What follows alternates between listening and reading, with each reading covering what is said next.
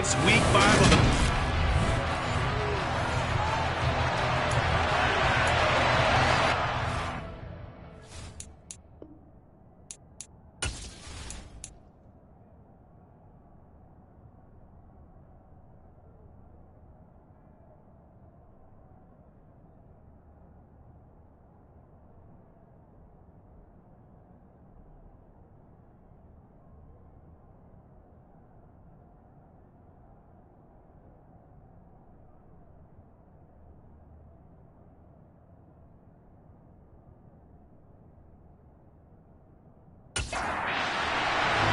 Seems like we were just starting training camp, but here we are in October, and off we go on EA Sports. From a couple yards deep, he'll bring it out of the end zone.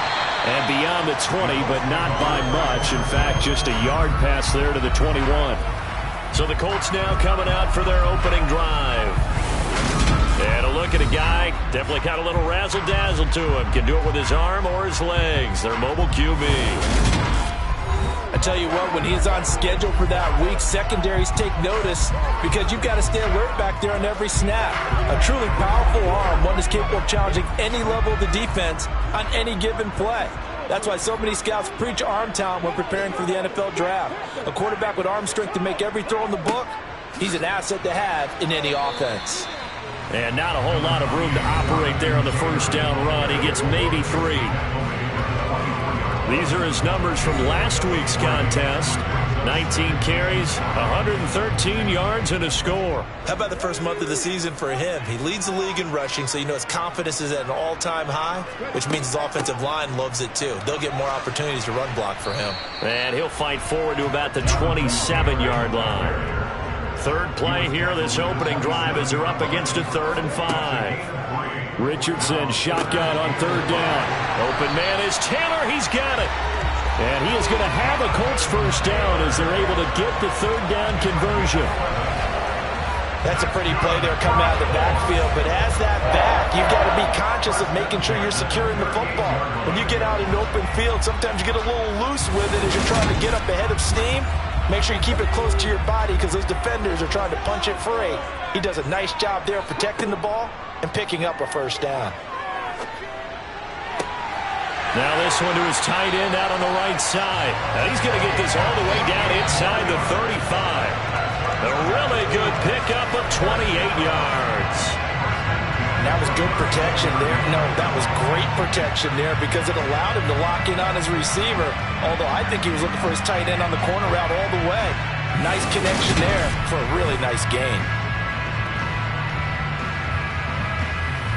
So a 1st and 10 now in Houston territory at the 34.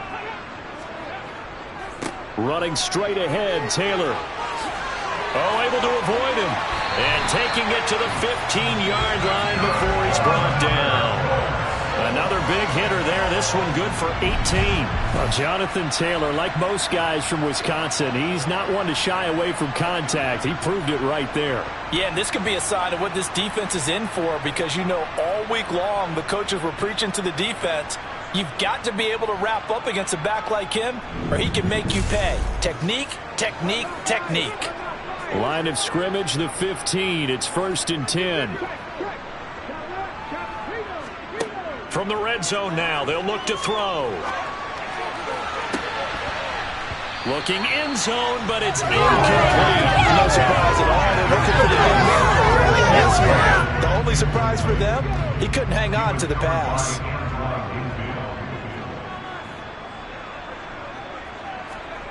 Throwing again, it's Richardson on 2nd down.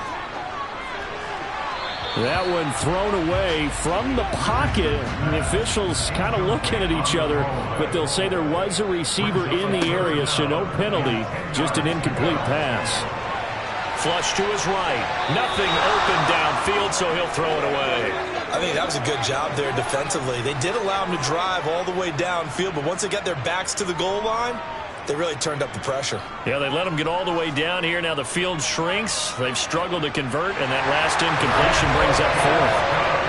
And all in all, a pretty decent opening drive, Charles. Pretty balanced. They had the passing game going and the rushing attack, too. I would think they have to be happy with that start because you get your ground game going, which means your offensive line and your runners are pretty happy, and then you get your aerial attack going as well, so your quarterback and receivers have smiles on their faces.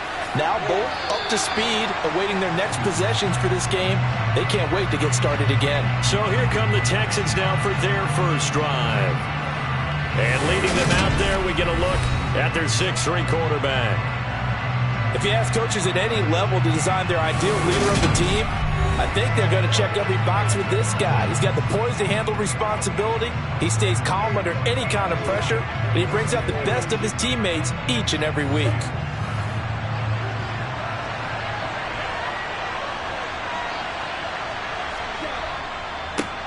They'll start on the ground with Pierce. And he will lose yardage here back at the 23-yard line. After the loss to start out, here's 2nd and 11.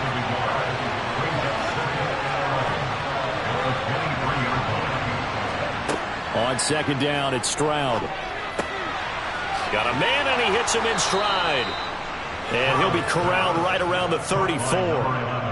That's good for a Texan first down, a 12-yard pickup. You always worry about those smaller receivers running through that gnarly patch of land in the middle of the field.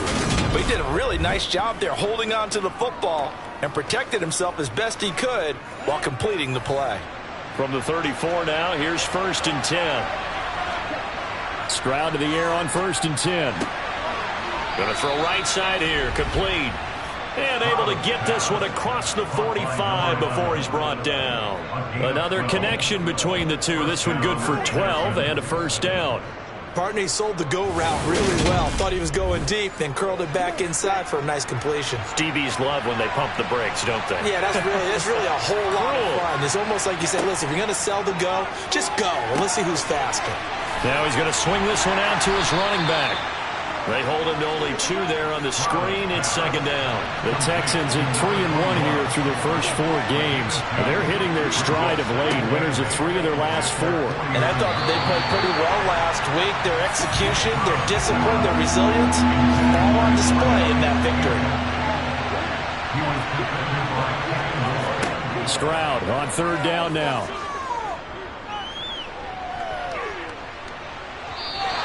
The decision to tuck and run gets him 3, but that's not enough. Now it's 4th. On is Presley Harvin now as he'll send this one away. And this punt sails over the sideline. And the spot, it looks to be right at the 25-yard line.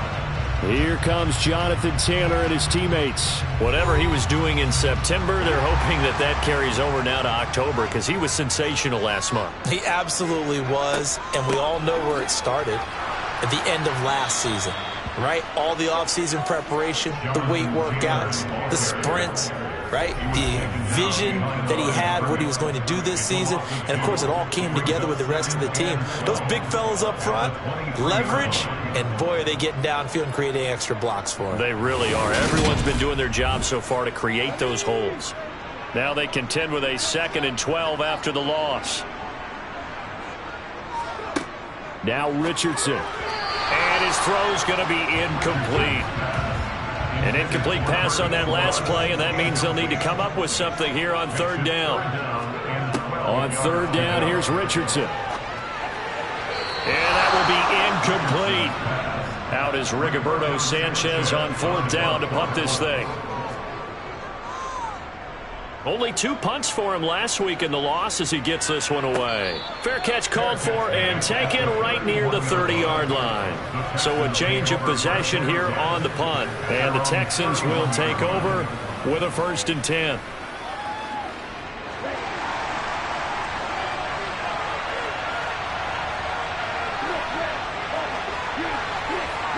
Stroud off the play fake. Looking left side, and it's complete. And he'll be taken down, but not before they work it across midfield. A good pickup there at 22. With that grab, he now sits at 200 for his career, and maybe more importantly, a first down.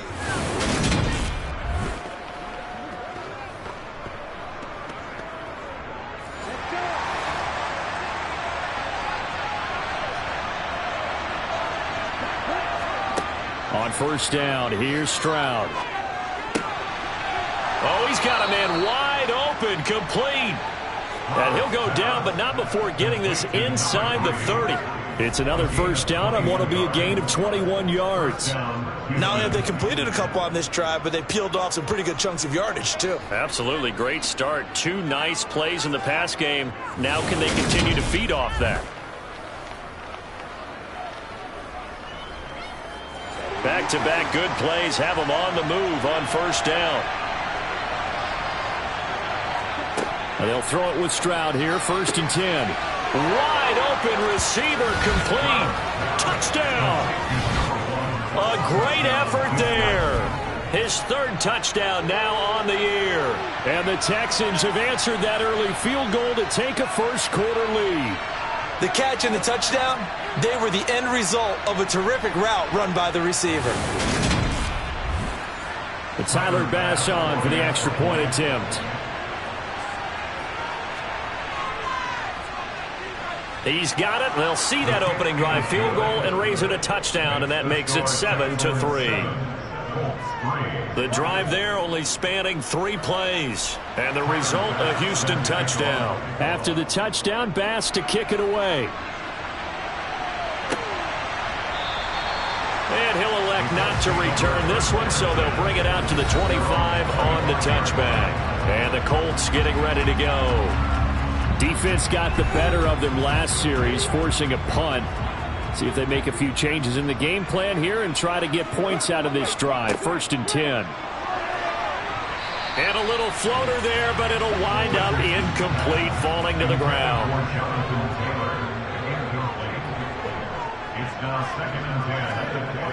Richardson now on 2nd down. To the right side, complete to Taylor. And he gets this one just shy of the 40, down at the 39. A 14-yard gain for Indianapolis, and also moved the sticks.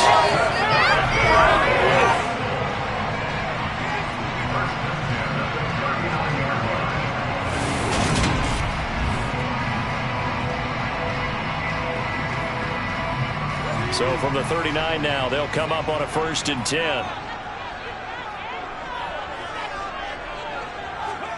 1st and 10. Here's Richardson with it. This one completes Alec Pierce.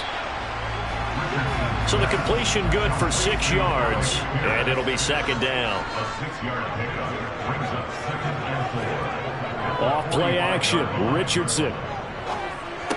Incomplete. No coverage bust by the defense here. They did a nice job accounting for everybody, and that led to an incompletion. Back to throw. Here's Richardson. And that is incomplete. To punt on 4th down, here's Rigoberto Sanchez.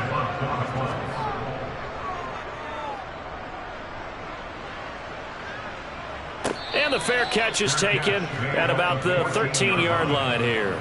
37 yards on the punt with no return. And the Texans are going to have the football with a 1st and 10 deep in their own territory.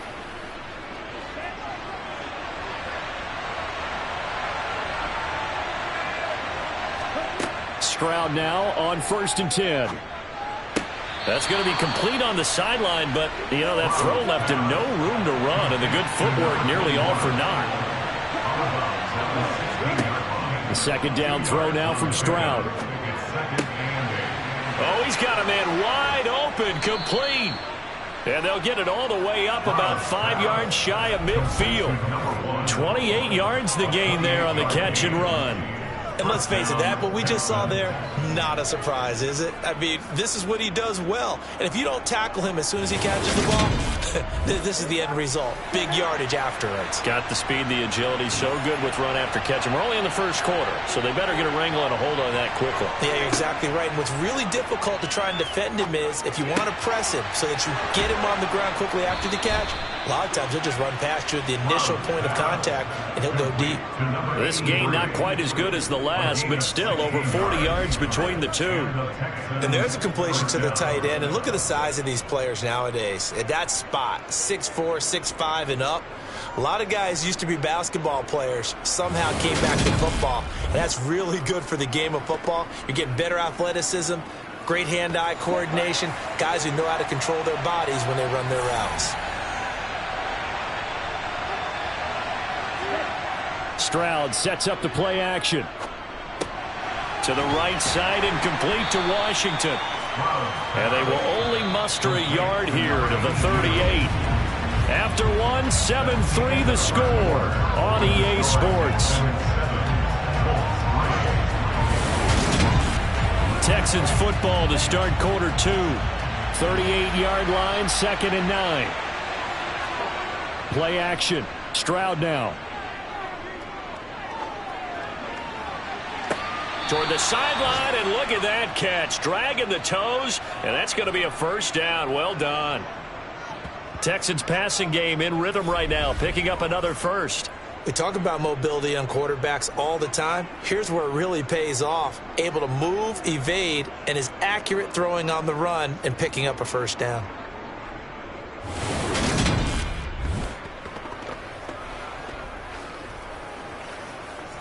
Frank Reich not so sure about that last call. He's going to go ahead and throw out the challenge flag. Did he keep those feet in bounds? That's the question they've got to decide. And I got to say, watching it in real time, it was awfully close. Yeah, it certainly looked like a heck of a catch because he didn't appear to bobble it, which could complicate things. But even with the benefit of replay, that's pretty tight. Well, here's the call. So the challenge there does not go their way. This will indeed remain a completed pass. 1st and 10, it's Pierce. And he's only going to get a yard from the 20 to the 19.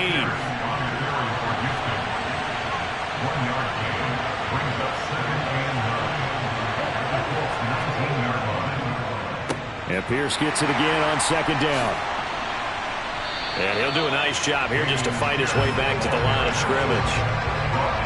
No gain on the play there, so that doesn't help. Now they're looking up at a 3rd and 9 situation. From the gun on 3rd down, here's Stroud. His throw caught right around the 6. And the Texans are going to have 1st and goal as they try to finish off this drive with 6 points.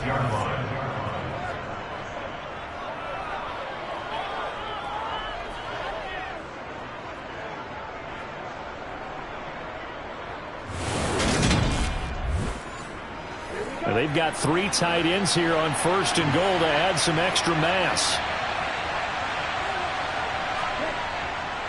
They'll run here with Pierce. They stop short.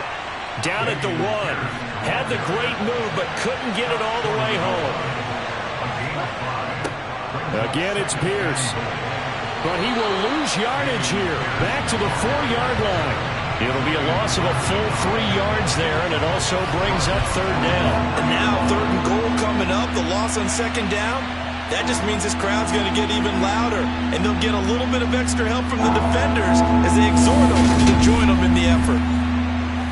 They've been denied touchdowns in the red zone twice already. Here comes 3rd and goal. 3rd and goal, Stroud. And this is caught. For the moment, it's a touchdown, but multiple flags down, so let's sort this out. Pass interference. Defense. So obviously they will decline the penalty there, and the result is 6 points. That penalty is declined.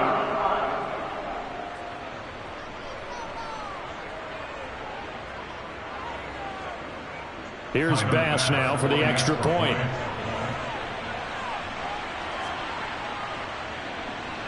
And this one's right through to make it a 14-3 ball game. A pretty long drive that time. 11 plays all told. And it results in the Texans finding the end zone. After the touchdown, Bass to kick it away. Fielded just outside the goal line. And he's up past the 20 to the 22-yard line. Now the Colts offense gets ready to head back on the field. It's been very much a slow start for them. 3 drives and just the 3 points, CD. Yeah, if you're into the points per drive ratio, that answer is 1. and that's not going to get it done in a ball game.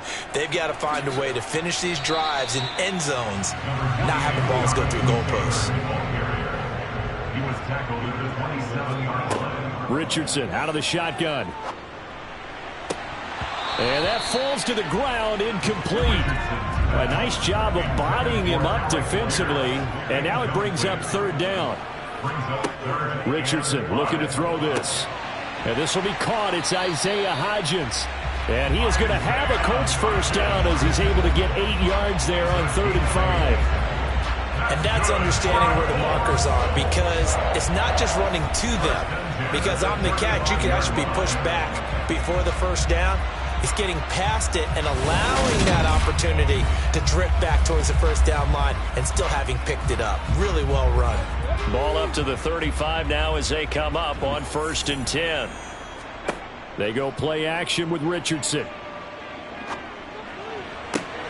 He finds his target, Allen. And he's going to be out of bounds, but not before he takes it inside the 40. That'll be marked as a 27-yard pickup. Oh, a lot of credit to the play caller here. He saw the design in his mind and implemented it. A little zone stretcher here because they started the tight end on the left side of the formation and sent him on a crossing route. And this works really well where you can find that space between levels, and they were able to do so for good yardage. Now Richardson looks to throw once more. Over the middle, hauled in by Pierce. And he's going to get this down near the 25.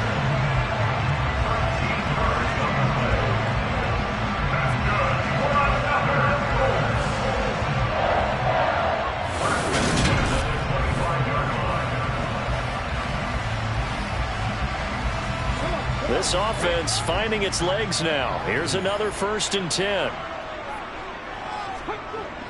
They'll run the toss here with Taylor. The loss of a full 3 yards, and now it's 2nd down. Another example right there how this defense really is winning the entire game at the point of attack. Yeah, right there at the line of scrimmage because they are dominating it. It allows their interior guys to get upfield and spill into the backfield. So how are you going to combat that? You know, because they bring in your tight end, keep him in. Your running backs, they have to step forward. Bottom line, your offensive line has to block them first to give yourself a chance. Richardson. The throw on target to his receiver, McKenzie. Stopped at the 24-yard line after a gain of 5. Timing is so important on a route like this because he's going to line up out right, then cut straight across the field. I think the ball might have come out a count or two too late because by the time he was able to secure it, not much of a chance to turn it upfield. Now play number 8 on this drive, and they need 9 yards to pick up the first on 3rd.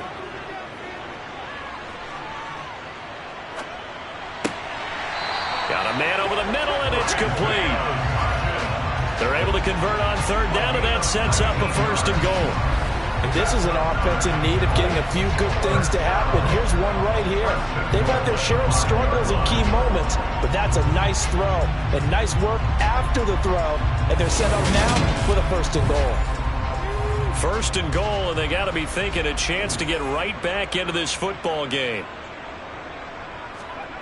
Now it's Richardson. And the coverage terrific there as that's knocked down and incomplete. The line of scrimmage once again the 5 as they get ready for 2nd and goal. Up the middle, here's Taylor. And he's into the end zone. Touchdown, Indianapolis. Jonathan Taylor, his 5th rushing touchdown now on the year. And the Colts have cut it back within a score. Extra point by Patterson, up and good. And that makes it a 14-10 ball game. Sanchez now, he'll kick it away following the touchdown. Taking it about the 1. So here are the Texans to take over. They've won 2 straight, and they lead this one as well as they come up on 1st and 10.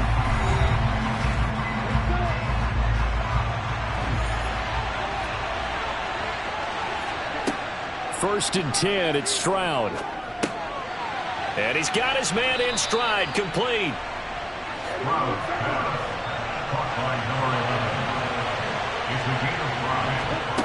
Here's Stroud. Throwing for his running back, and he's got him, complete. The Texans on third down. They've been okay, 2 for 3 thus far. This is 3rd and 4. And Stroud now to throw. It's a short one here, complete to the tight end. And he is going to have a Texans first down as they're able to get the third down conversion. And that's well executed there on third down, and I love the confidence that they had to let their tight end try and find some space in the middle of the field, right in their quarterback's line of vision. And QBs love to make that easy throw, and they hooked up there for a first down. Line of scrimmage, the 37 on 1st and 10. Here goes Stroud again. Firing quickly, but it's incomplete. An incomplete pass on first down. That leads to a 2nd and 10. Hand off right side to Pierce. Dances by him.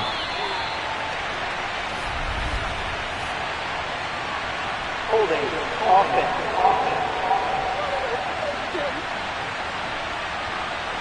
So that time they get the tight end on the hold. Normally he's a pretty good run blocker, but this time he just didn't get his arms extended and let go quickly enough. The flag came out as a result. That'll give him 8 that time, and that's going to lead to a 3rd and 12. Let's just break this down and make it pretty simple. Key to the drag route, letting the play develop, finding the hole in the defense, and giving your athlete, yes, athlete, a chance to make something happen once he has the ball in his hands.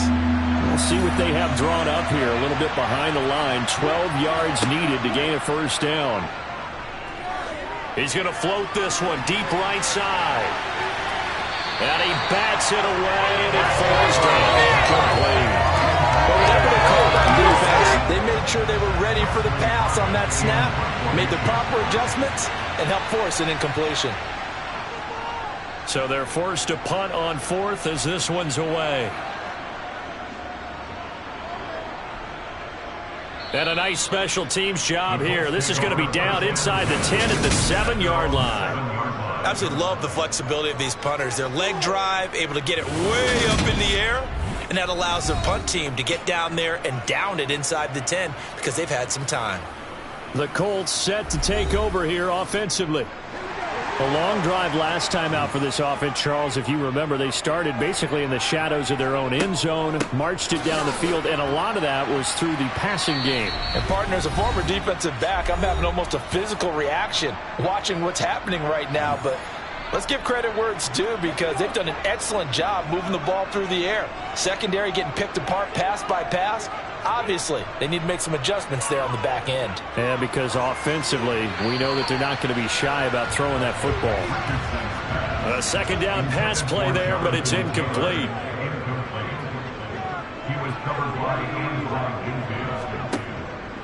On 3rd down, here's Taylor. And he will lose yardage here back to his own 6. Now the Texans will burn the first of their timeouts as they'll head to the sideline and talk over what to do next. Now here's Rigoberto Sanchez as he's on to punt for Indianapolis. He's been a busy man here in this first half as he gets it away. And a fair catch called for and taken right on the midfield stripe. And the Texans set to come onto the field. The crowd may be losing just a little bit of the edge after back-to-back punts. They want some big plays. They want to see some offense. They want to see somebody break away, whether it's through the air or on the ground. Now it'll be interesting to see where the patience is on both sides. Each head coach, can you hang in there and not try and force something that could put your team in some jeopardy?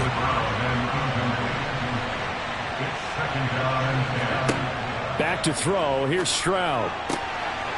Wide open receiver, complete. Touchdown, Houston. A big play there. With his 2nd touchdown of the game, 4th of the year. And the Texans are able to strike quickly to add on to their lead. What a first half he is compiling here. He's already over 100 yards receiving and now 2 touchdowns, CD. Brandon, you know I don't like to play the game where you start projecting when you're at a certain point. Well, let's face it, he's off to a tremendous start. So 200 yards, 4 touchdowns. I don't think anything's out of the question right now. He's blowing up coverages. You've got to double him every snap. Otherwise, he's going to defeat you on almost every play. After the touchdown, Bass to kick it away. And here comes a return from just beyond the goal line. And the decision to bring it out, not a good one, as he's tackled at the 15. Here comes the Indianapolis offense now as they get set to take over. And Charles, we'll see what they can do here. Not a ton of time left, but enough certainly to get points out of this drive, and they need them right now because they're trailing. Yeah, this is exactly why you practice a 2-minute drill all through camp and at least one practice each week before a game. A minute left, more than enough time to string a few completions together, reach the end zone, and then make that walk back to the locker room just a little more animated.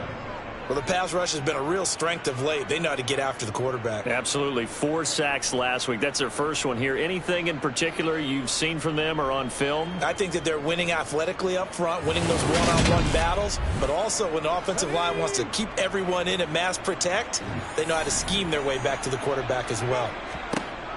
Now Richardson. Allen's got it over the middle. Now the Colts going to burn the second of their timeouts as they get the stoppage with just under 50 seconds remaining in half number 1. The Texans here on 3rd down, putting an extra defender in the secondary. Now a handoff. Taylor with it. And he's going to come up well short as they rally up to stop him at about the 16. Now a second timeout called for by the defense, as they'll stop it with just over 40 seconds to go in the first half. Here's Rigoberto Sanchez on to punt.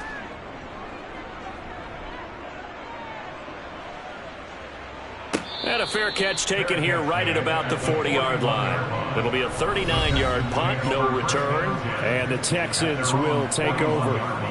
The Texans with the football here late in this first half. And with great starting field position and one timeout in their pocket, they could still come away with points here in the late going. Stroud to the air on 1st and 10. It's a short one here, complete to his tight end. And they're going to get this up to midfield. The Texans going to signal for their 3rd and final timeout as the clock will stop with 21 seconds to go here in the first half. Only needing 2 yards on 2nd down.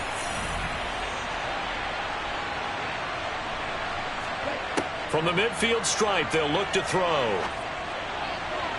And that is incomplete.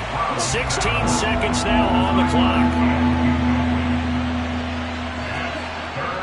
Pierce will try to pick it up. And he gets this one across midfield for the first down to the 46. So we have reached halftime here. It's the visitors, the Texans, out in front. As we'll send you down to Orlando, and we check in with Jonathan Coachman for our EA Sports Halftime Report. Coach. Okay, Brandon, thank you very much. More from you, too, in just a bit. But first, let's get everybody caught up with what's going on around the NFL here in Week 5. We'll begin our trip around the NFL with an interesting one right off the bat. And it's the Titans on top as that one draws close to halftime. Traquan Smith, a touchdown reception. From there, we head down south to Tampa to check on the Bucs at home at Raymond James Stadium. And they have the lead in that one over the visiting L.A. Rams. Davis Mills has thrown a touchdown pass. Lastly, we head to Gillette Stadium in Foxborough to check on the Patriots. And you can see they trail in that matchup against the Pittsburgh Steelers. Marquez Valdez-Scantling, a touchdown reception. Moving on, let's take a look at the next-gen stats for the Texans in that first half. And our statisticians got through a couple of pencils already. This offense is on pace for potentially 500 yards in passing. That's pretty incredible. Meanwhile, for the Colts, they weren't quite as successful throwing the ball as their counterparts were, but they still were able to move the ball reasonably well in that first half. All right, Coach, thank you, and we welcome everyone back for quarter number 3. Fields it right around the goal line. And he'll take it a yard or so past the 20, call it the 21. And the Texans getting ready to go here to begin the third quarter. As this offense takes the field to begin the opening drive of the second half, Charles, remember in that first half, good through the air and really all around an outstanding offensive performance. Absolutely. They reached the end zone several times. The passing game working awfully well, and most importantly, partner, and they went to the tunnel with a lead. They come back out with that lead. Absolutely. NFL coaches, we know they're perfectionists in a lot of ways, but they had to like what they saw in that first half. And that's what this defense is going to need to do more in the second half. Good pressure that time, forces some indecision in the backfield. He's going to wind up being taken down for a nice loss. So the opening play of the drive goes backwards. Now they'll come up on 2nd and 12. Stroud now on 2nd down. And his throw's going to be incomplete. Not his best throw there, but where we sit right now in the third quarter, he's had a pretty good game throwing the football. He certainly has, and it's not exactly at the point where we're doing 4-minute offense yet, but they've got to think about, I'm not going to say milking the clock, but understanding clock management here on out. And he'll take this one in for a Texans touchdown. Well, partner, he has carried them in this ball game throwing the football. All 4 touchdowns through the air, and that's really helped them get this nice lead. And I know it's a team game, but right now, he is truly the focal point. Every touchdown his team has so far has been the result of his arm. How about him throwing it downfield, creating big plays? I don't know how you slow him down unless you can make him uncomfortable in the pocket. Tyler Bass now for the point after.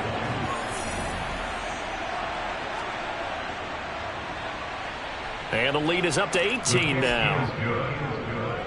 So they only needed 3 plays on that drive.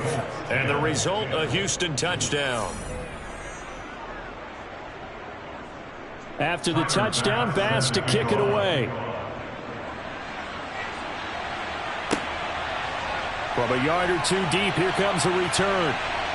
The lane opens here. He's past the 30. And they'll have very good starting field position as he's up just shy of the 40. Here's the Colts now as they get ready for their first possession on offense of the second half. Good starting field position for the Colts as they have it 1st and 10 at the 39-yard line. Richardson to the air on 1st down. This will be taken in by Michael Pittman. And this will leave him a yard short. Nice pickup of 9 yards on 1st down. Here's Richardson to throw. And to the right side here, it's Allen. And he's going to be taken down at about the 33.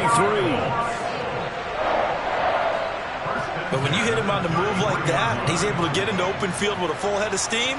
Oh, boy, it's going to be tough to get him down. Yeah, there was a big window. They're lucky they did get him down.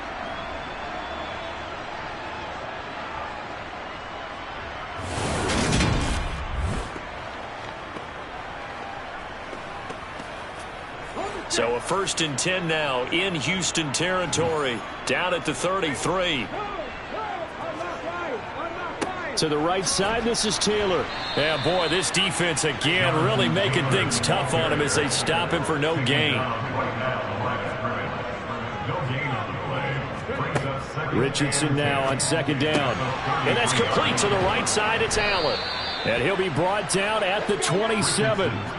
This offense in desperate need of a conversion as they come up on 3rd down. Now Richardson back to throw it. And he'll go right back to Allen. That's complete. And he's brought down short. 2 yards there. Needed 4. A short gain that doesn't get them the 1st down brings up a 4th down situation. Really nice job defensively. They knew where the sticks were. They got the stop before it.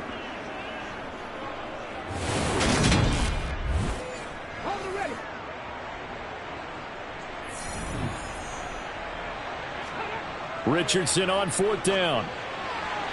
And it's incomplete. They cannot convert, and they turn it over. The Colts unable to convert here on 4th down. And this Texans defense stands tall.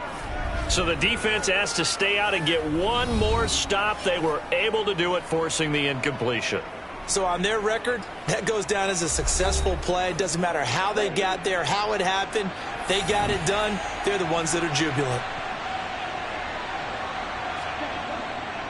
On the ground, it's Pierce to begin the drive. He'll be brought down on the 30-yard line after a gain of 6. Running lanes were at a premium in the first half, but he's able to find some room there, and he's hoping that that's a precursor of a big second half. And the ball on the 30. Here's 2nd and 4. Stroud looking to throw. And this is incomplete. Now they face a 3rd down and 4 after that incompletion on 2nd down. Play action. Here's Stroud. And that's going to be too high. Out of bounds and incomplete. The Texans send the punter out as he's on here to punt it away.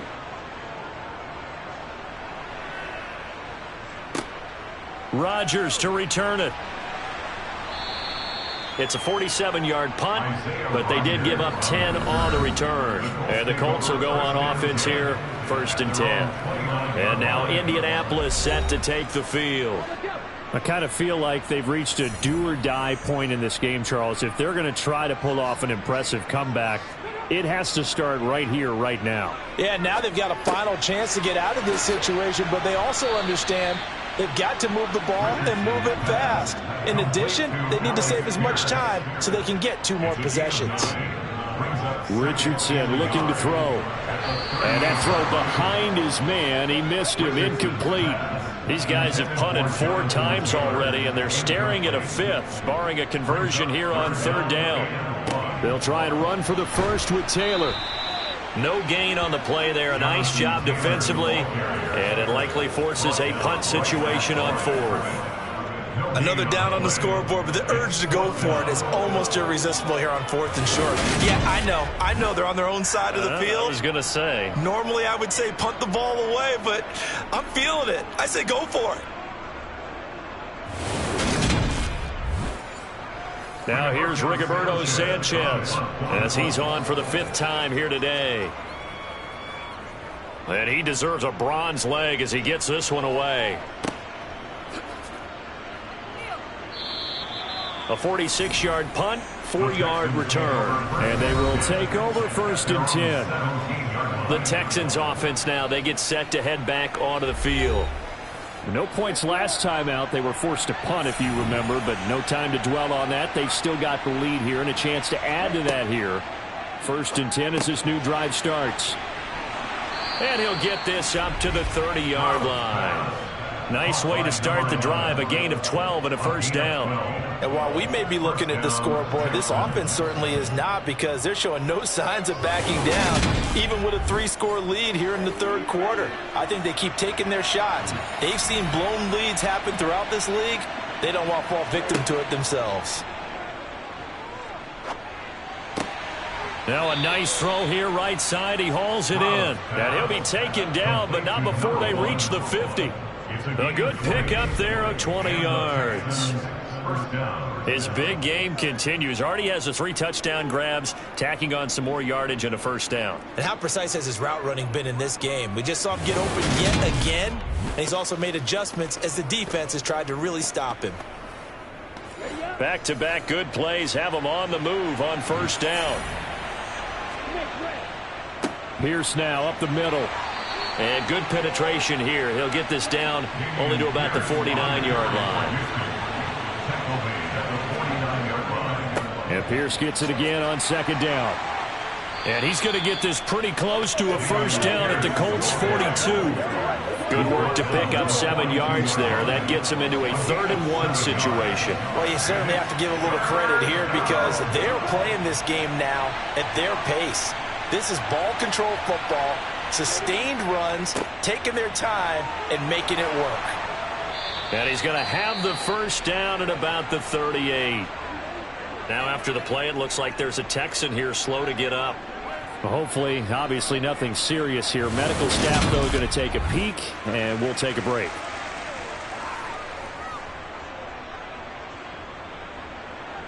So here's a 1st and 10 at the 38.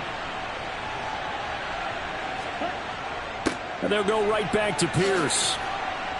That's some strong running there as he's down just shy of the 20 on the edge of the red zone. Give them 17 on the pickup there, and the Texans also get a new set of downs. Sometimes it's hard to believe, but there are times this game is about patience, isn't it? Has had the game he expected, but that run there, that may get him going. I was just going to say, maybe that gives him a little juice, because you're right, he struggled, especially in that first half. Yeah, and I know the great ones always think to themselves, just hang in there. I'm just one big carry away from busting this open. That's a good start for him. And he will reach the 5-yard line before going out of bounds. Another strong gain on the last 2 plays. They've moved it a combined 33 yards. Just picking up yardage in bunches here these last few plays. They have moved right down the field, and just like that, they're going to be set up with a 1st and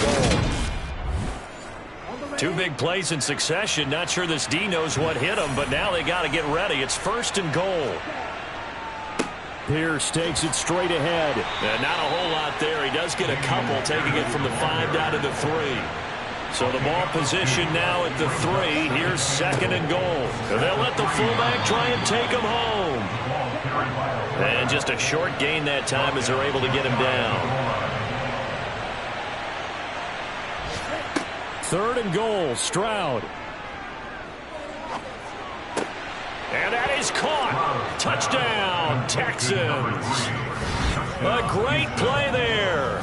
There to make the grab, as his guys have opened up a very comfortable lead.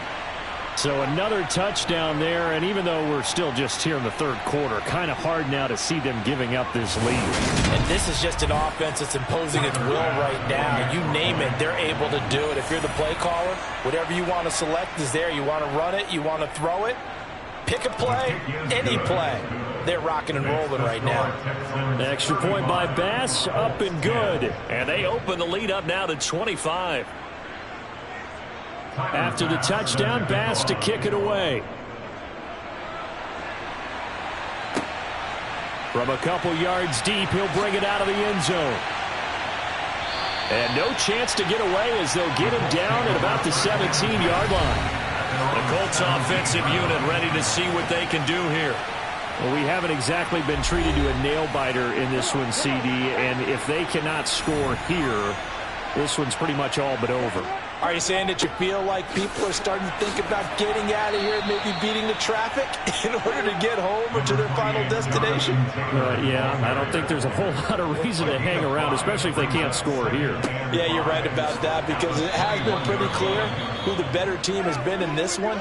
And in a league that we talk about every game being a one-score game as we go into it, watching this blowout, let's just say it's been unusual.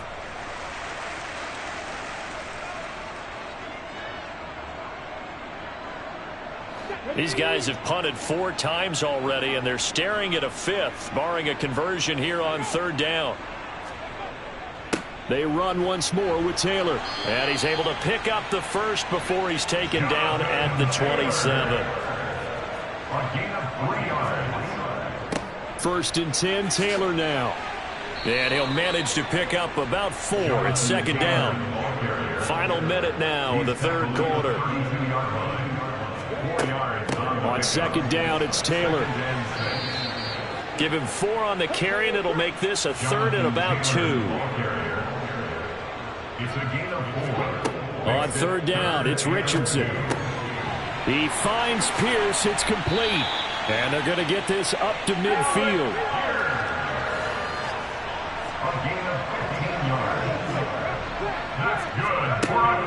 A give for Taylor running right side. And he'll be brought down on what's going to turn out to be the final play of this 3rd quarter. 3 quarters have come and gone. We'll return with more after this break. You're watching the NFL on EA Sports. Back now in Indianapolis. In need of only about the length of the football here on 2nd down. On 2nd down, it's Richardson to throw it. And a little floater there is incomplete. So 3rd and inches, and this will be the 9th play of the drive. Richardson on 3rd and short, and that one complete to Hodgins. And he is going to have a Colts first down, and he'll have it by plenty as they're able to keep the drive alive on 3rd and inches. Richardson. And his throw here's incomplete.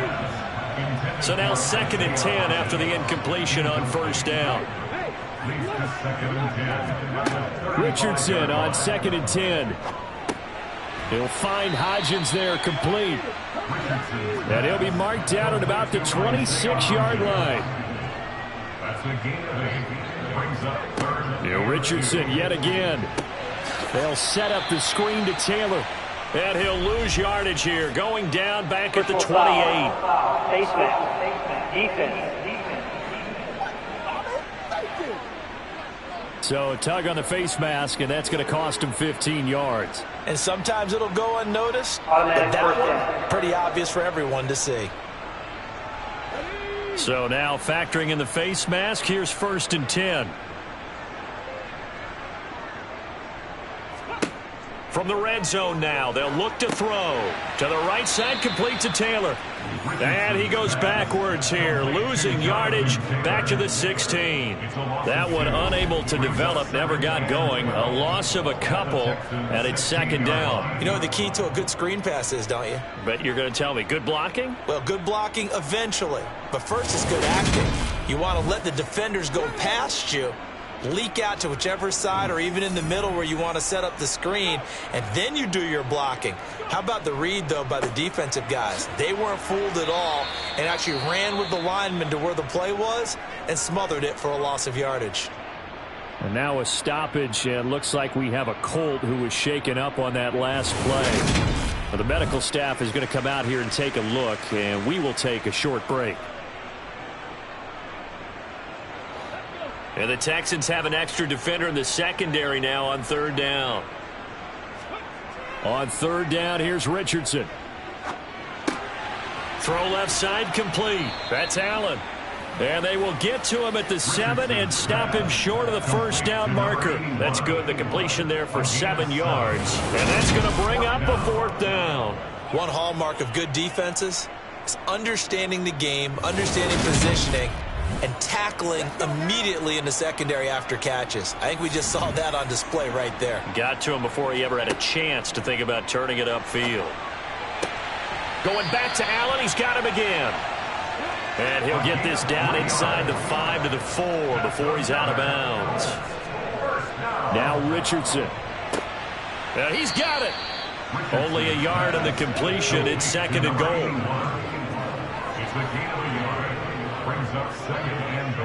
Taylor. And they'll bring him down after just a short pickup. 3rd down and goal now, and this Houston defense not backing down. They'll look for one more stop. Now here's a look for the end zone, but that one's going to wind up incomplete.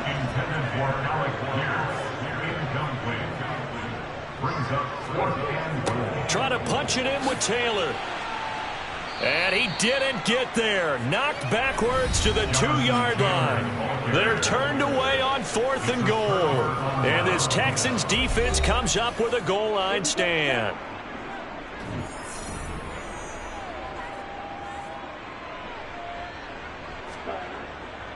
They'll start on the ground with Pierce. And he's going to take this ahead for right around 3 yards, but no more than that. 2nd down. The tackle made is on the 5-yard line. A 3-yard pickup brings up 2nd and 7. And he's going to take this up past the 10 to about the 11. This offense on 3rd down today, they've been really good, converting 7 of their 10 tries. They're up against a 3rd and 1 situation.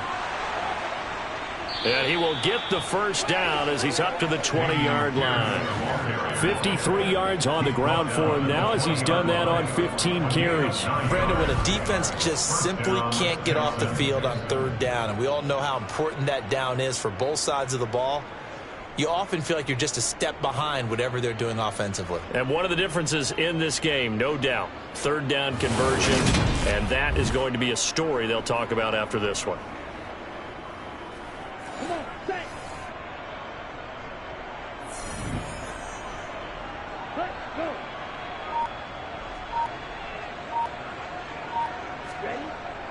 First down, they go right back to Pierce. And he is brought down at the 22 after a gain of 2, and it brings up 2nd down. On 2nd down, here's Pierce. 4 yards on the pickup there, as it'll leave them with a third and about 4 more for a first. On third down, here's Pierce. And he lost the football.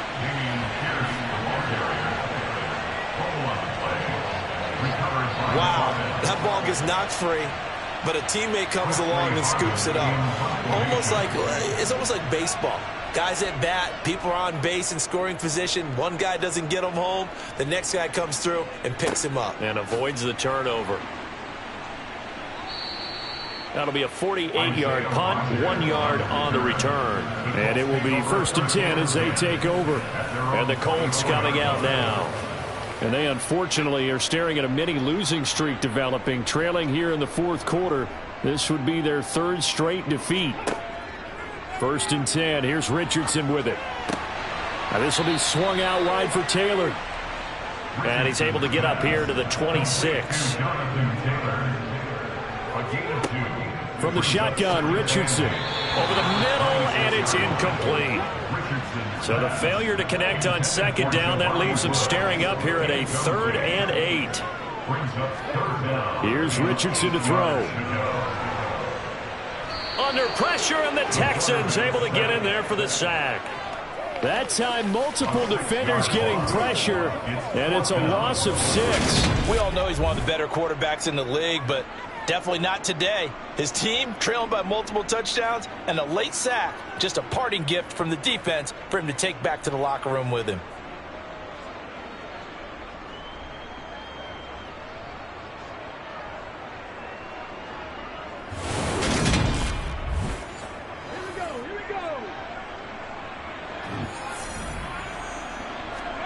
Fourth down, desperation time. Here's Richardson. And it's incomplete. They cannot convert, and they turn it over.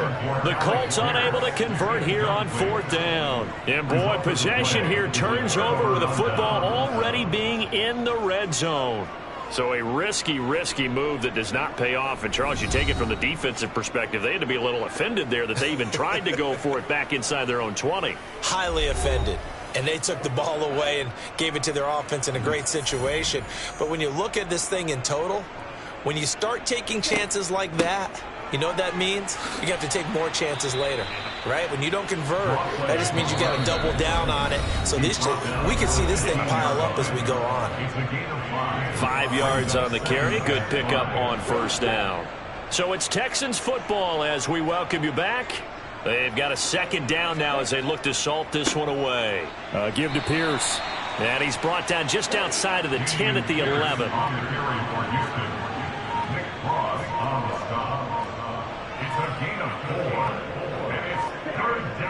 Going for it with Pierce. And he's got the 1st down as he gets it to the 8. A 3rd down gain of 3 yards, and that'll be enough. No surprise this offense would be able to convert. They're currently 2nd in the league in 1st downs, and they pick up 1 here. Yeah, not a stat that we talk about a heck of a lot, but it's a vital one. And in this case, it's really vital because what does it do? Keeps their defense off the field, gives them a chance to rest. Well, they probably don't need to run a play here, but you wonder if they're going to be able to resist on 1st and goal.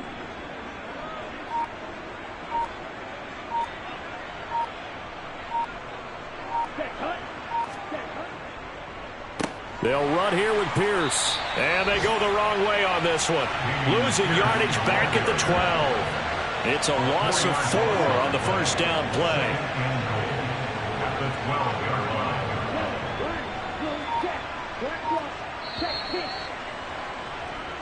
So Houston going to come away here with the victory. And it was their defense that really made the statement after the break. They pitched the 2nd half shutout. Yeah, think about the team that just got vanquished. They did score in the 2nd quarter.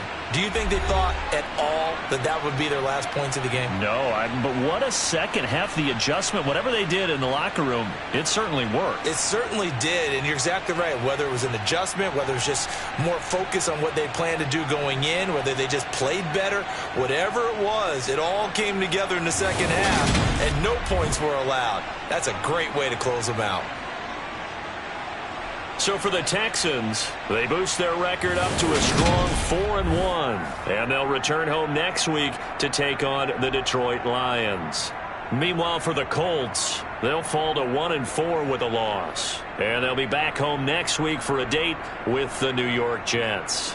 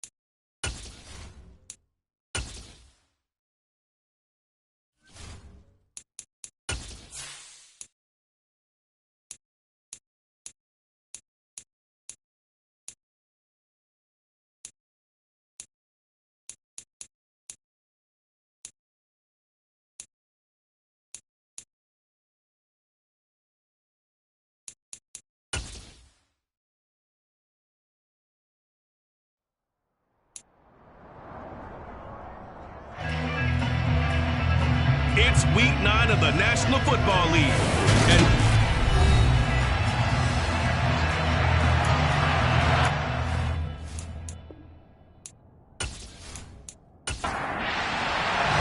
And we are underway from NRG Stadium in Houston. From the 6. And a decent return out to the 27-yard line.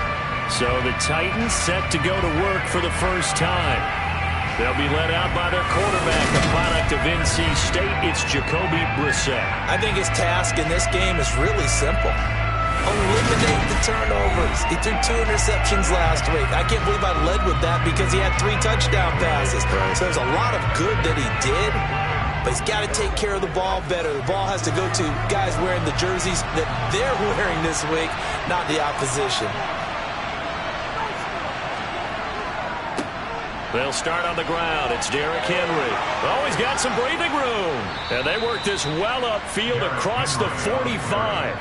That's good for 21 yards and a first down.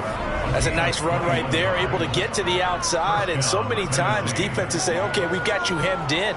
But if you're running the football, at least you know where everyone is coming from. You don't have to worry about the backside at all. That allows you to run with a little bit more confidence as you traverse down the field. A big hitter to start the drive has him up near midfield here for 1st and 10. They'll run it again with Henry. And some room to work. Now he's going to get this all the way down inside the 35. It's another first down as this time they get an even 20. The yardage numbers for him just keep piling up for his career. He's now toppled, Charles, the 11,000-yard mark. And just think about that. For most NFL running backs in their career, it feels like if they get to 1,000 yards, they've had a nice little run. He's over 11,000 yards, probably beyond his wildest dreams. So a 1st and 10 now in Houston territory, down at the 33. Inside handoff, Henry. And nothing doing. He's immediately taken down at the line of scrimmage. Officially nothing on that last run. They'll try again 2nd and 10. They'll try to throw now. Brissett. This will go to Henry out wide. And he'll go down at the 26 following a gain of 6.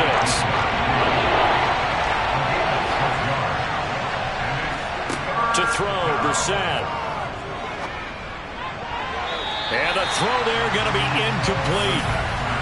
On 4th down, Mike Vrabel says, let's get 3 out of this. He sends on the field goal unit. And his kick is good. And the Titans hit the scoreboard first. It's 3-0. So he's been automatic to this point of the season, and he connects on the field goal there. And what a luxury it is to have a kicker you can depend upon, partner, because he hasn't missed all year long. Converts on that one as well. And kudos to you.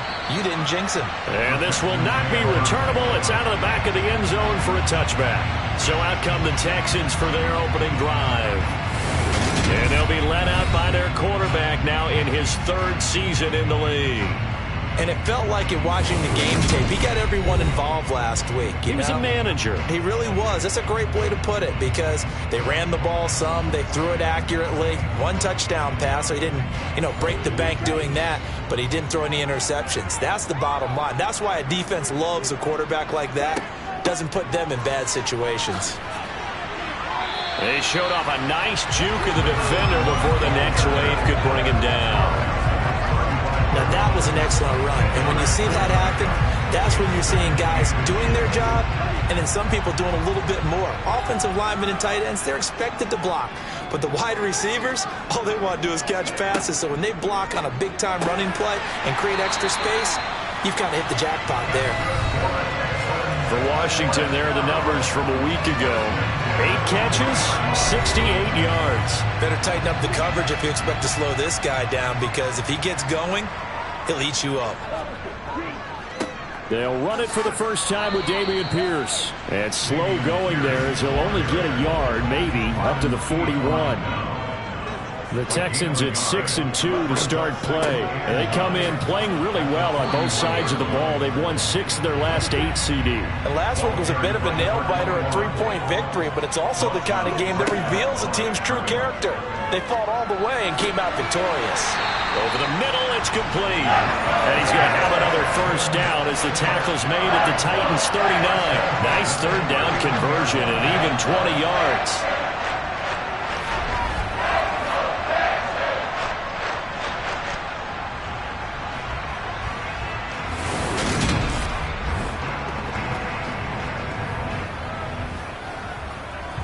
So operating from Tennessee territory now. Here's 1st and 10 at the 39-yard line.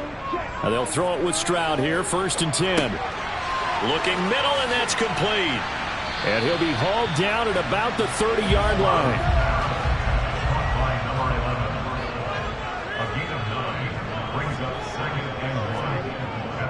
Back to the ground with Pierce. And he'll be brought down at the 21, just shy of the 20 in the red zone. 9 yards to pick up there, and it's a first down. Well, they're getting ready to go to work now in prime real estate after that last run. Found his spot and picked up nice yardage, didn't he? And now he's got him knocking on the door of the red zone.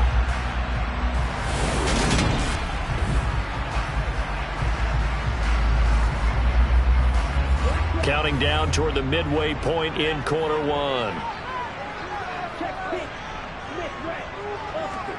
Stroud sets up the play action. He finds his man, complete. That's Beck. And he gets it inside the 10 to the 9. It's a nice pickup of 12 yards, and it gives him a 1st and goal. Well, this has certainly been a nice drive with the way they've spread the football around. Here, they even get the fullback involved in the passing game. That's got to cause a lot of consternation on the defensive side. You've got to cover him, too. That makes things really difficult. They'll try and run for it on 1st and goal. And only about a yard there as he takes it from the 9 to the 8. Here's 2nd and goal, operating from the 8-yard line. Now Stroud.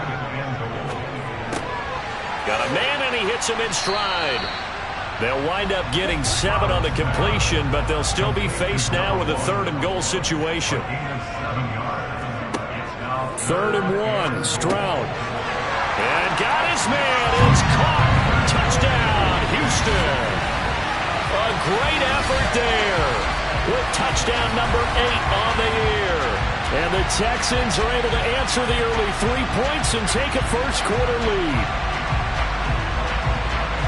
There was no going through the progressions on that touchdown pass. Yeah, nor was it necessary. His receiver won that route early, presented himself. No reason to wait. Go ahead and put it on him and score a touchdown. Extra point by Bass, up and good. And that makes it a 7-3 lead. So that one a long 11-play drive. And it results in the Texans finding the end zone. After the touchdown, Bass to kick it away. This one taken just inside the 10.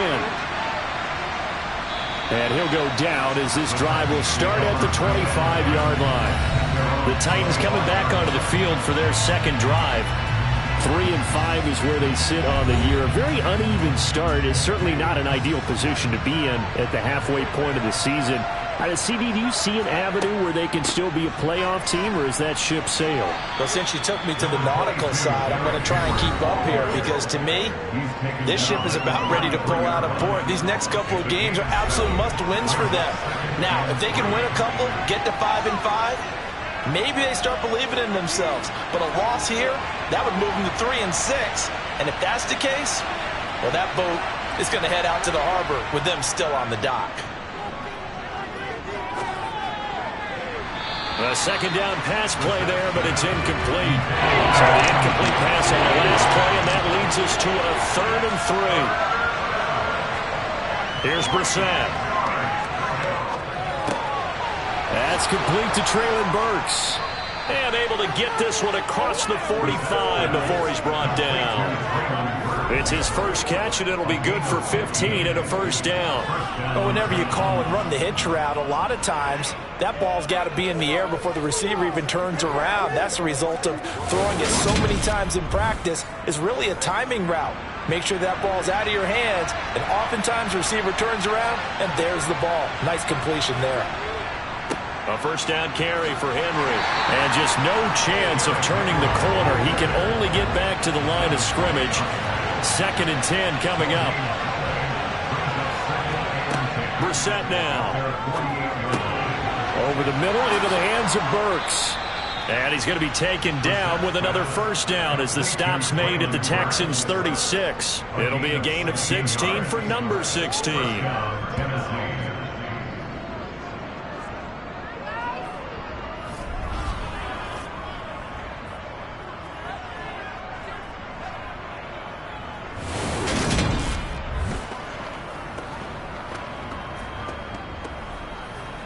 So a 1st and 10 now in Houston territory at the 36.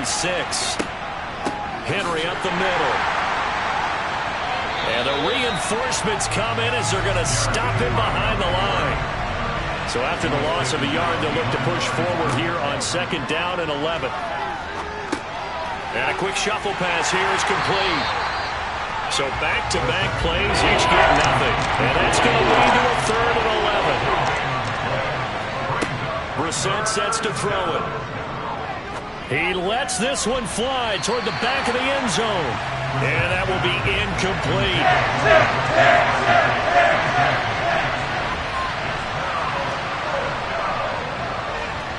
And he put enough leg into it, but it's well off to the right and no good. And that will keep this a 4-point game. So it's an empty trip downfield there as they get a missed field goal on 4th down. And I didn't see anything in the setup. It's a good snap, good hold. Yep. He just pushed it, and that one never wanted to come back. So now we get set to see Houston for their 2nd drive of the ball game. And they entered play on a 2-game win streak, and then they've got the open date on their schedule next week. So this is a group that's really looking to hit the break on a high note. And this will obviously be a tough game for them, but go ahead and play this out with me, partner. If they win here and make it 3 in a row, they get to heal up after that. You've got to think that's an ideal setup and a worthy goal to play for in this one. Right off the bat, it's a first down to start the drive, 12 yards.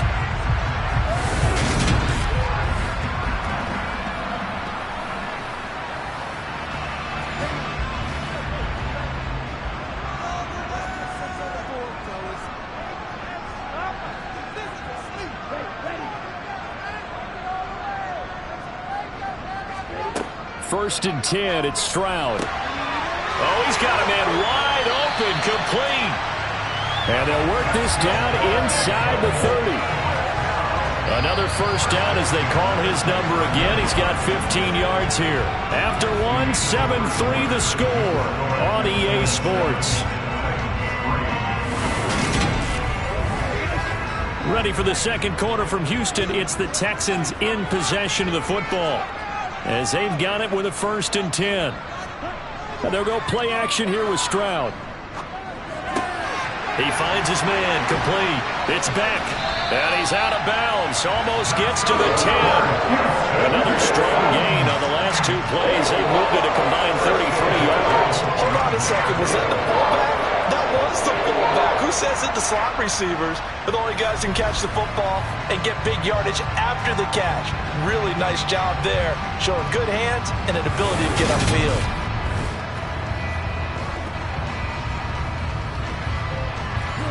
From down at the 12, it's 1st and 10. Stroud now on 1st and 10. To the sideline, and wow, what a catch there. He doesn't get a lot, but he was able to get the feet down complete. The result, only 4 yards there on the play. And that will bring up 2nd down. Let's make this one simple. What a catch, especially the finishing part of getting his feet in bounds, toe tapping, and, of course, foot dragging. A little tapestry, if you will. Oh, I like it. Pierce takes it straight ahead. And he'll be stopped just outside the 5 at the 6. The tackle made at the 6-yard line. From the gun on 3rd down, here's Stroud. A bullet throw, but incomplete. So Tyler Bass on now for the field goal.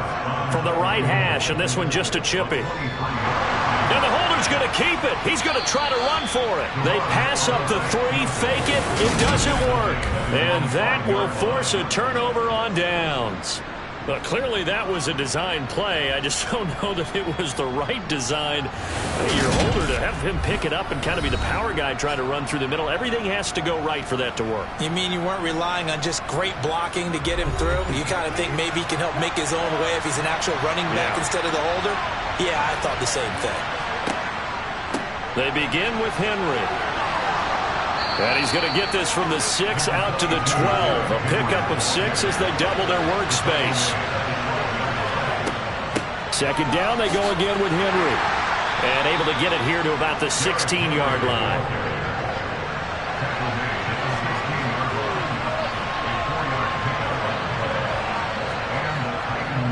Again, it's Henry.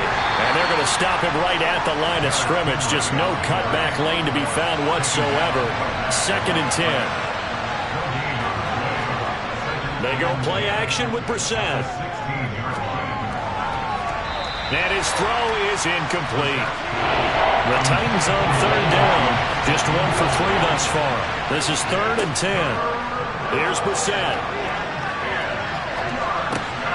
Check down here for Henry. And he will not get what he needed as he stops short of the first down at around the 22. That one good for only 6, and it leaves him with a 4th down. We can make this one pretty simple. Locked up all his progressions downfield, forced to get it to his running back. But how about the way they ran to the football and knocked him down to force a 4th down?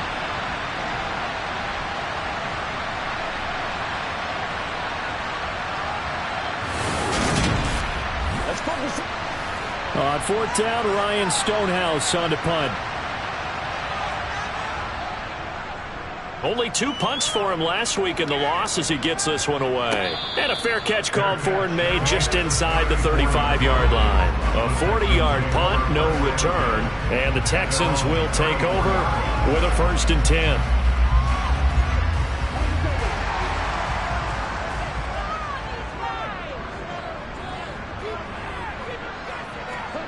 Play action. Stroud now.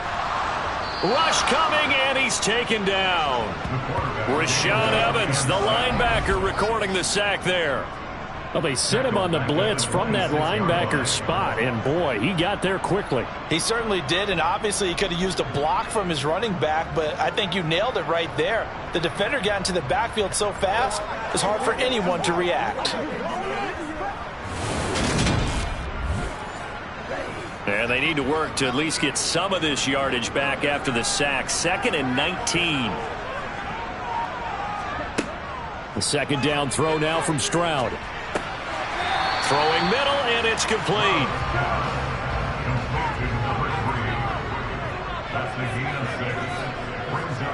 Stroud on 3rd down now.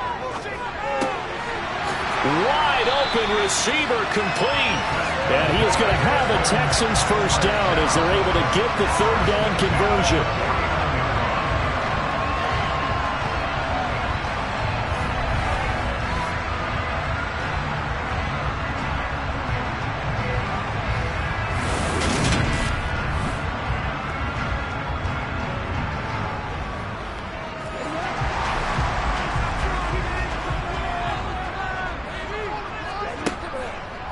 First and 10, it's Pierce.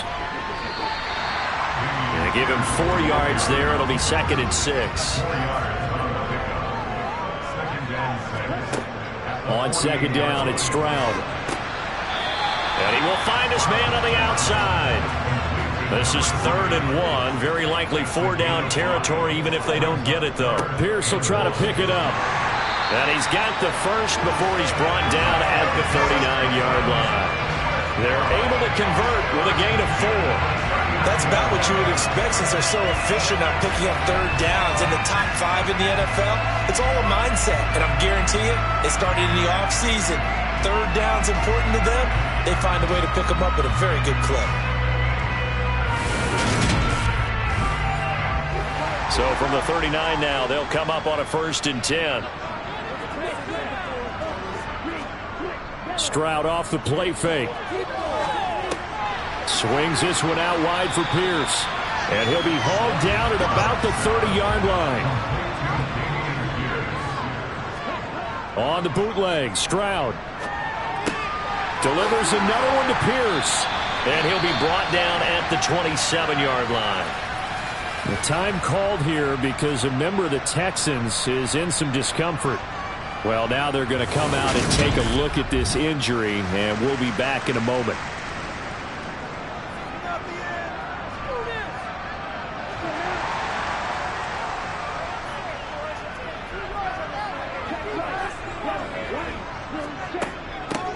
On first down, they'll go to the ground attack. And he'll power ahead, but only for about 3 yards. Second down coming up. The last run got 3. Now here's 2nd and 7. Play action. Here's Stroud. Keeps himself upright. But now he's swallowed up and taken down. Brought down by multiple defenders, and it's a loss of 12. Got to give him points for the attempt, but there's just a wave of pressure there. A host of people in the area. Evades a few, but couldn't evade all of them.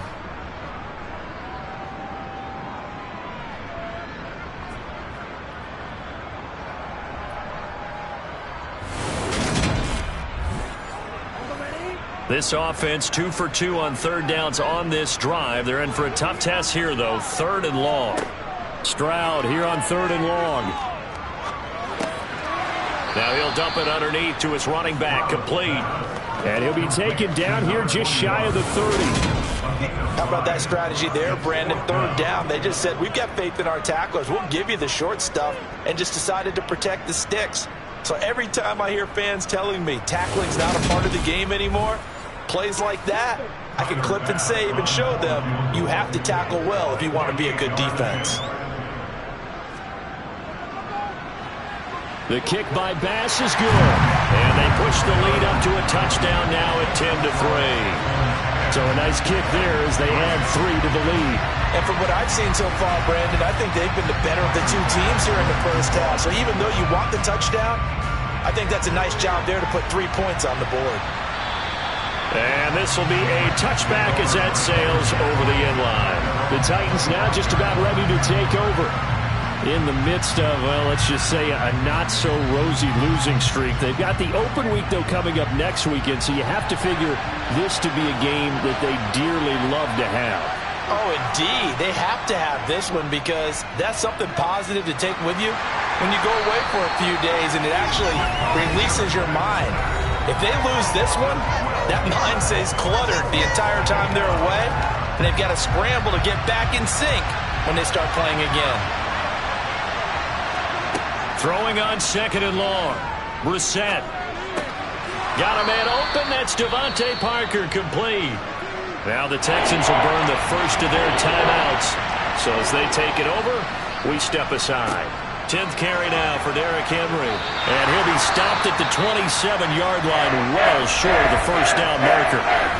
Now a second timeout called for by the defense, as they'll head to the sideline and talk over what to do next. Here's Ryan Stonehouse now, as he'll punt it away for the second time.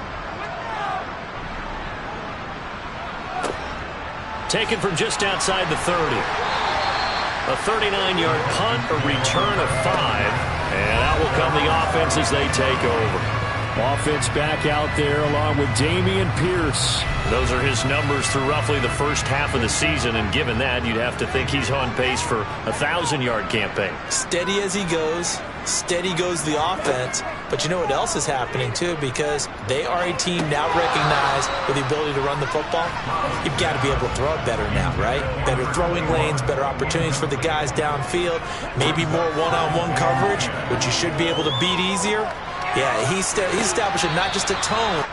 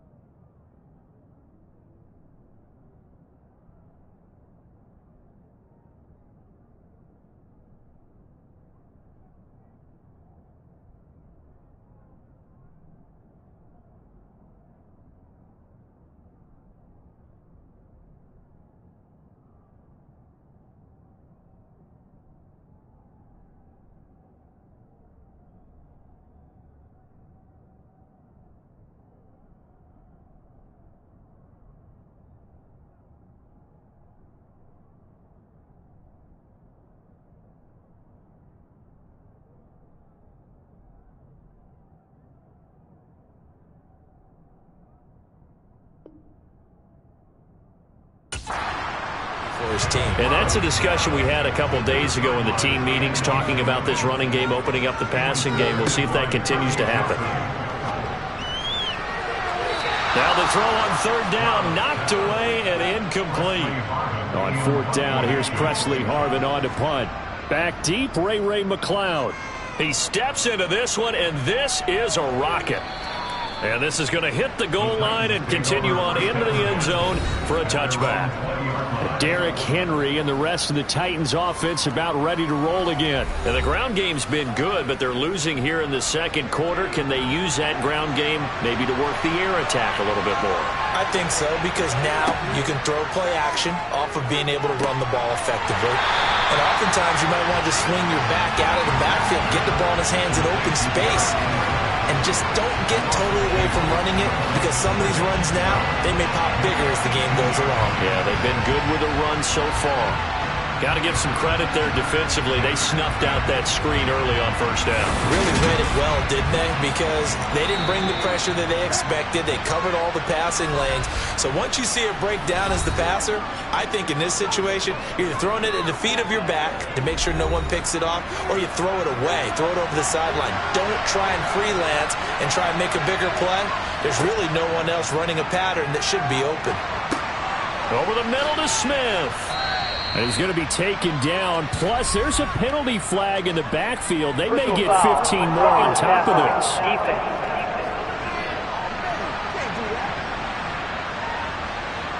So now a fresh set of downs. 1st and 10 after roughing the passer. Out of the gun, Brissett. He gets this one to Burks. And the tackle going to be made at the 38. Now Tennessee going to use the second of their timeouts as they get the stoppage with just under 50 seconds remaining in half number 1. This will go to Henry out wide. And he gets this down inside the 35 before going out of bounds.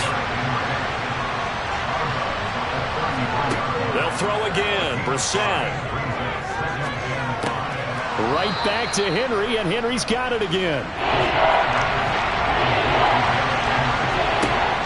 3rd and 1. Here's Brissett. That'll be incomplete with 9 seconds now showing on the clock.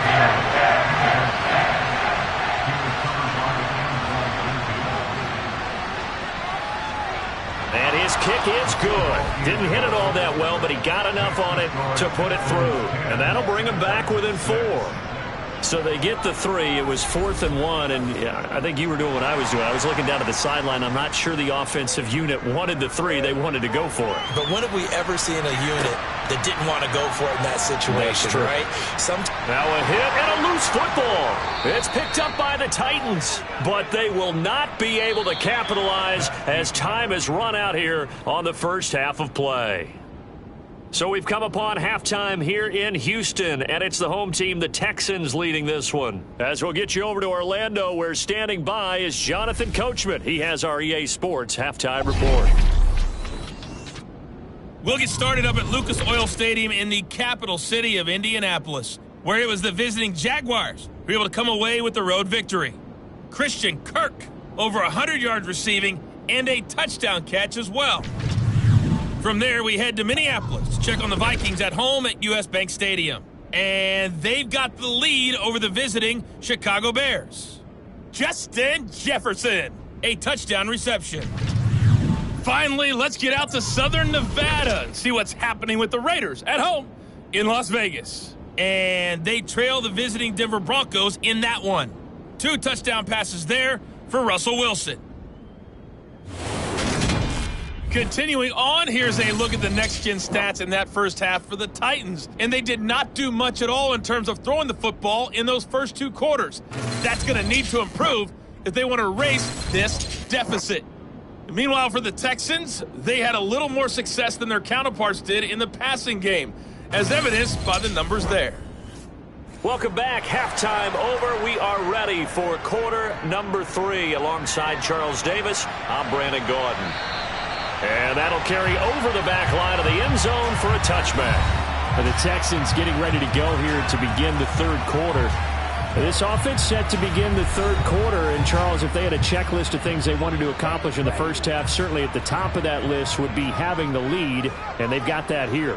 That's always the most important box to check, isn't it? But also, they've had some success in their passing game, so probably an empty box establishing the run. They're on pace for fewer than 100 yards in this one. So now they want to make sure that they get that going so they truly have a control in this ball game. And down the stretch, being able to be balanced. Either throw it or run it and try and win this ball game.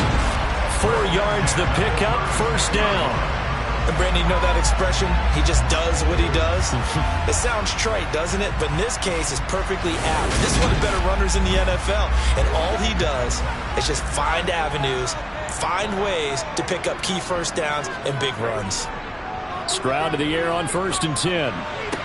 Toward the sideline, and look at that catch. Dragging the toes, and that's going to be a first down. Well done.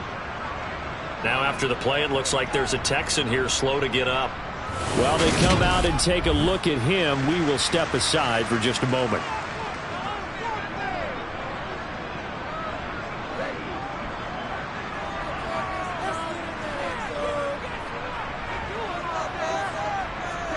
Now they'll throw it with Stroud here, 1st and 10. And a quick throw here, that's complete. And he'll be out of bounds just shy of the 40. Back-to-back receptions for him, and it's another first down. Those are the kinds of plays right there that show you why he's the number 3 man in the NFL in terms of receiving yards. Also tells you there's a full combination of what he's got going in his game. You name it, from route running to catching the football. That's why he's able to produce those types of numbers. Stroud sets up the play action. Gets the dump off to Pierce. And he'll go out of bounds after taking it a little further down inside the 40. Hand off left side, Pierce. And he works it to the 30-yard line here, right at the 30. So 1st and 10 now from the 30. And they'll go right back to Pierce. And he's got it down to the 28. 3 yards on that last carry. Here's 2nd and 7. Throwing now is Stroud. Got an open man. It's Washington. And he's brought down at the 24 after a gain of 4. Now here's Stroud on 3rd down. That one to the sideline, and a nice catch there. He stays in bounds, but a penalty marker is down as well.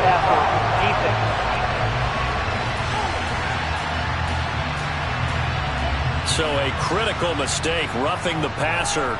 Now it's 1st and goal. Here's Stroud. And he's going to be dropped. Back at the 15-yard line. The sack by Ronald Darby coming from the corner. 1st and goal looked like things were set up nicely, and now all of a sudden on 2nd and goal, Charles, a big challenge ahead of them. And you have to know when you're this close to the goal line, things are going to happen faster, so you've got to get the ball out quick. Not going to have much time in the pocket before the defenders bring pressure.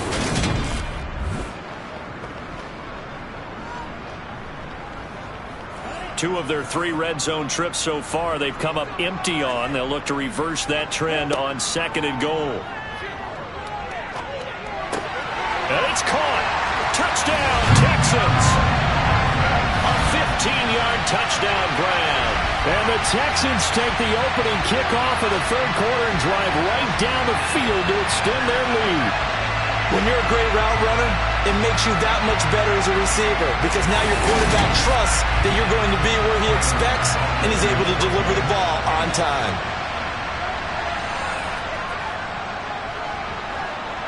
Extra point by Bass, up and good. And that pushes the lead up to 11. A 10-play drive that time, and the result, a Houston touchdown. After the touchdown, Bass to kick it away. Fielded right around the 8. And makes it across the 20 as his guys will set up shop at the 23-yard line. Out come the Titans now. They'll have it first on offense to start the 3rd. Well, the opposition laid down the challenge and opening drive touchdown here to start the second half. And, Charles, now you feel like this group needs to get an answer because this all of a sudden is a two-score game. Yeah, you're right about that. What was a small, manageable spread to overcome? A little bit more daunting now. I think you're exactly right. Pressure is on because you don't want them getting the ball back with a chance to really extend this lead out. And he'll get about 3 up past the 25. This offense in desperate need of a conversion as they come up on third down. Brissett now. Looks for Parker, and it's intercepted. Picked off by A.J. Terrell. And the Texans are going to take possession of the football. Well, when I looked down, he was kind of shaking his head right after he threw that pass. What did you see? Well, from a defense's perspective, anytime you have your eyes back towards the quarterback, you're in a position to make a play on the ball, whether it's a big-time play by you or an overthrow by the quarterback. You have a much better opportunity. And here comes the Texans now. And they'll have good field position here following the interception and a chance to build on their lead as they start with a 1st and 10. 1st and 10, it's Stroud. Got his man complete over the middle. That's Pierce. And he'll be taken down here just shy of the 30. Just about every quarterback is trained to really look downfield first before you come back and make a nice, safe throw. And in this case, that's exactly what he did. Found his running back, let him create some space, and it turned out to be a nice play for the offense. And they'll go play action here with Stroud. Got this into the hands of the tight end, Jordan. And he'll be marked down at about the 26-yard line. That was a route run not just with dexterity, but with intelligence. Found the hole in the zone, made sure the quarterback saw him, and was able to make the sure catch and flip the down marker back to 1. Well, they'll run it here on the jet sweep. And he is met at the line of scrimmage, and he goes down right there.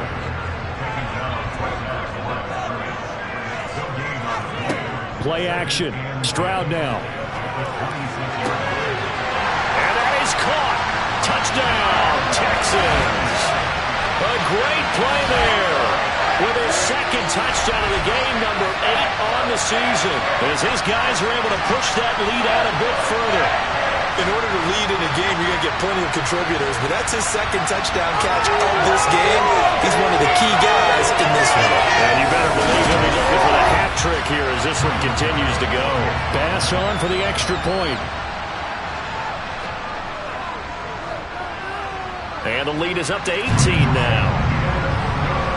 Just a 4-play drive that time. And it results in the Texans finding the end zone. After the touchdown, Bass to kick it away. This one taken just inside the 10. And he'll take it up past the 25 to the 26-yard line. Now this offense back out and set to go for their next drive. And we'll see if they can bounce back from that last drive. In particular, if they can bounce back at the quarterback position, Charles, after throwing their first interception of the ball game. Yeah, and some guys, you know they're going to want to try and get a big play right away and take control back. Others, they're going to look to hit a couple shorter passes, get a little momentum back that way. But for the defense, that goal's not changing a bit. They want another pick. You're exactly right about that. In fact, you've got to watch them a little bit because in coverage, they may cut down their gaps a little bit, maybe their splits a little. He's got a man complete. And they'll get this well past midfield before being stopped just before the 35. That one good for 37 yards. There's no doubt in my mind that not many guys in this league have had the impact that he's had here in the first half of the season. He's been a big play guy from the word go and continues to be one with another one right there. So how about that for a chain mover? They're all the way down inside the 40 now for 1st and 10. Throwing, Brissett. And now the ball's out, fumble near midfield. And the Texans scoop it. A big seam, and he might go all the way. And they will bring this one back. A fumble return for a Texans touchdown. We know this defense has some playmakers. We saw it right there. Well, really, we've seen it the whole game. Isn't it nice to see that on the opposite side of the ball? Respect, my man, respect. The defensive guys are outscoring their opposing offense. Yeah, they're outscoring him indeed with that score alone. Here's Bass now for the extra point.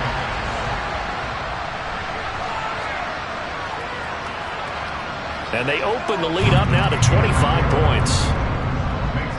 So not only the cough up, but then the pickup on the other side, the scoop, and the score the other way, the fumble return for a touchdown. So here's the kickoff now as they'll get it again following that fumble return for a score. This one fielded at the 5. And he returns this to the 22.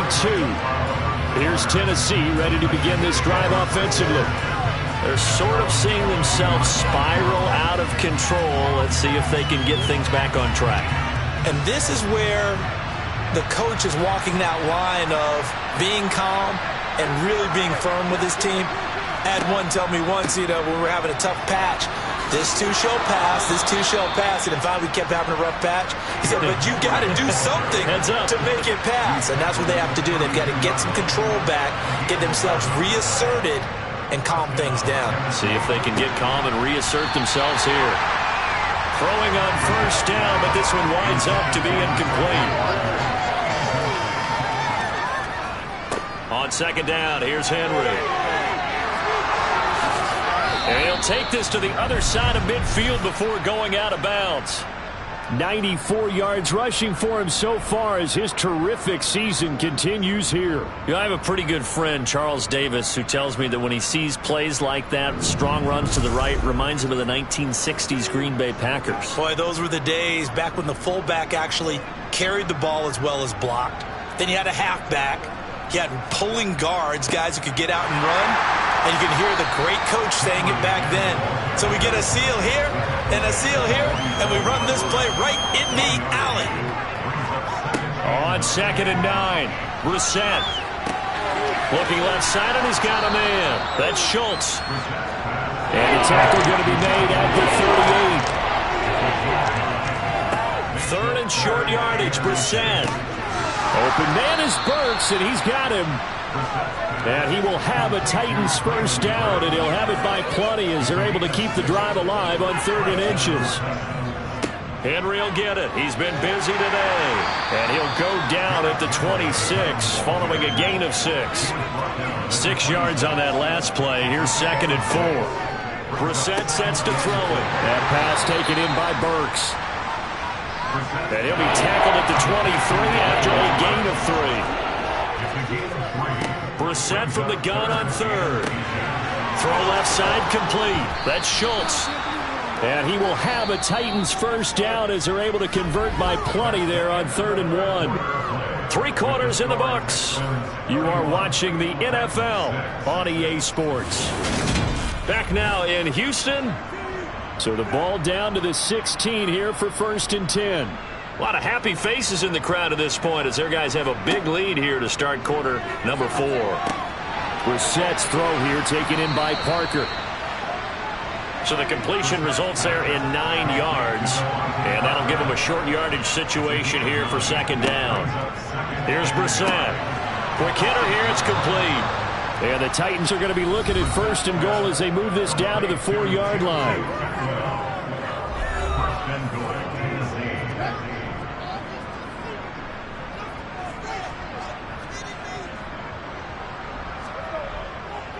Henry not going anywhere. He'll lose a couple back to the 6. It's a loss of 2 there, bringing up 2nd down. I think this offense, specifically this running game, they're going to have to find a way to turn the page because they haven't found a way to run it effectively thus far, and it's cost them.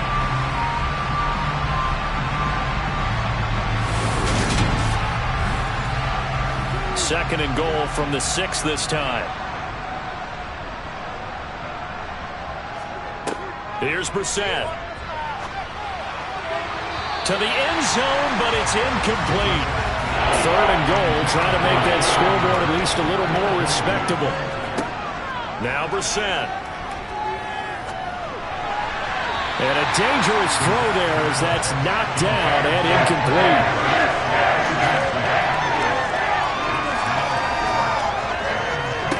Brissett to throw for it on 4th.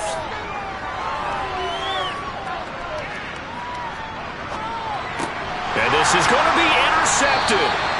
Picked by Antoine Winfield Jr. And the Texans are going to get the football here as the ball will come out to the 20. That interception, maybe the exclamation mark on what really all around has been a good performance. A fantastic performance. They will enjoy film session. Their grade should be very good on this one. And I think the next time the offense gets the ball, I just think about running it and getting the clock done and getting the heck out of here. And by the way, semantics here, but before the grammar police come after me, I think it's exclamation points, not mark, right? You're asking me? Seriously? Yeah, you're smarter than me. Everybody knows that. Listen, I go with what you say, my man. And he is brought down at the 22 after a gain of 2, and it brings up 2nd down. And Pierce gets it again on 2nd down. It'll be a gain of 5, but still about 3 yards shy of the 1st down marker, and now it's 3rd down. From the gun on 3rd down, here's Stroud. Open man is Jordan, the tight end. And he is going to have a Texans 1st down as they convert on 3rd and 3 with a nice gain of 7 yards. When the offense reads blitz, doesn't matter where it's coming from, tight ends know that they become a big part of the passing game because there should be an easy outlet when all those extra bodies are trying to get to the quarterback. A hot route, so to speak.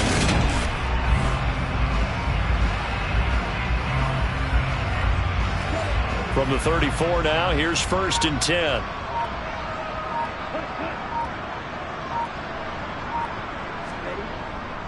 Pierce gets this one running right.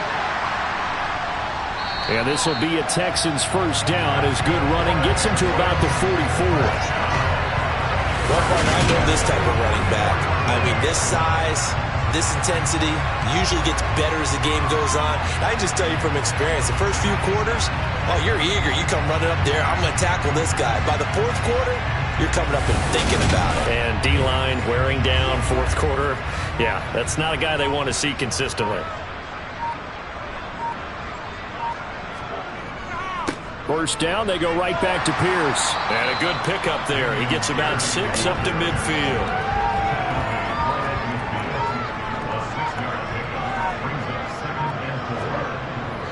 On 2nd down, here's Pierce. And he'll be brought down at the 45-yard line. 68 yards rushing for him in the ball game now on 14 carries. I know we're in the era of wide-open football, a lot of spread formations, more space, but there's still a spot for power football. We just saw some of it right there. How about that run? Yeah, breaking the tackle, and, you know, late in this game, he wants the football in his hands. He's had a good day.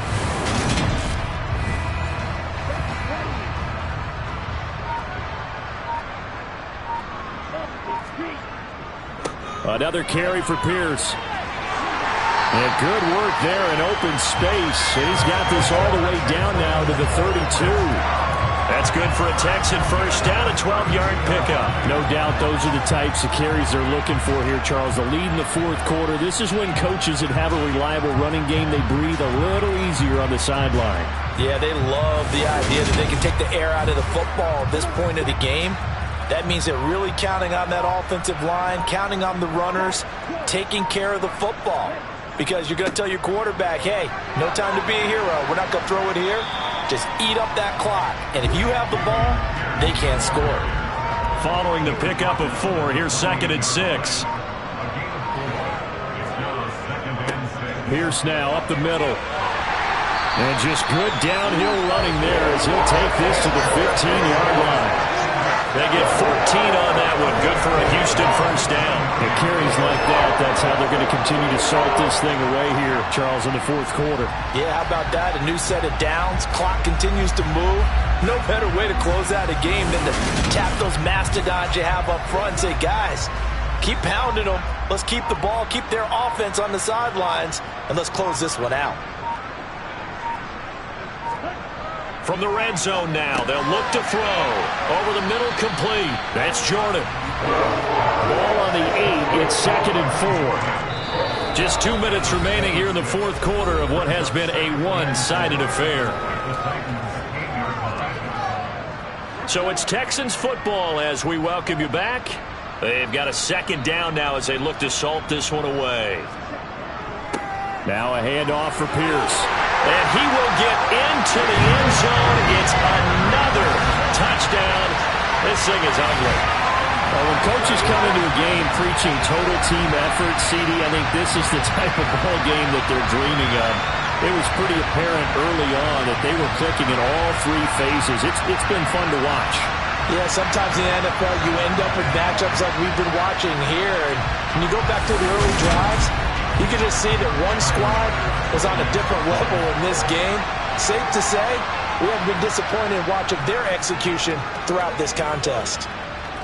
Extra point by Bass, up and good. And this one was over a while ago as they just add on to that big lead. After the touchdown, Bass to kick it away. And they will not get a chance to return this one as it's through the end zone for a touchback. And here comes Tennessee as they get set to take the field. And just looking ahead, it would appear that bye week is coming at the right time. They'll have 2 weeks to chew on this one, though probably not one that they want to chew on. A poor performance from start to finish. Catch is made. It's Schultz on the out route. Yeah, this will be a gain of 5 as he gets it to the 30. To throw again on second down. Brissett.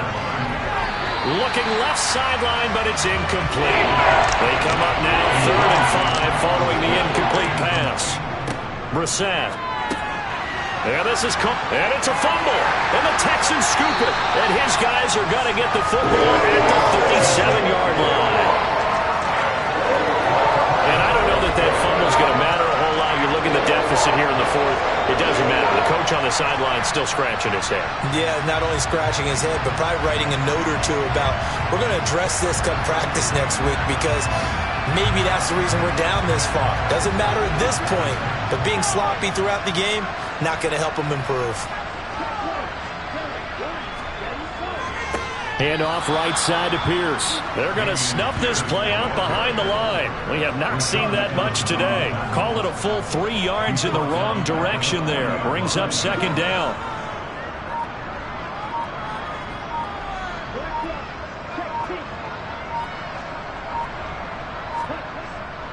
And Pierce gets it again on second down. 3 yards is the pickup, but it leaves them still needing 11 here on third down.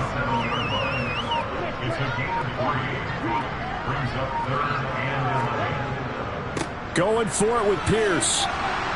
And he'll be brought down at the 34, well short of the first down marker. And this was a very close ball game at halftime, Charles, but in the second half, that offense kind of kicked things into another gear, and they were able to pull away for the victory. And Ben, I think they're the type of team that just looked in the mirror and said, hey, ton of pressure on, but we're the type of team that can flat out handle it. They stood up with confidence, and made it happen for a victory. So for Houston, the win will move them to 7-2 now on the year. And they'll be able to enjoy this one through the bye week before they get back at it again. Meanwhile, for Tennessee, their season is on life support somewhat now at 3-6. And they're going to get an extra week to stew over this as they're not back in action until week 11.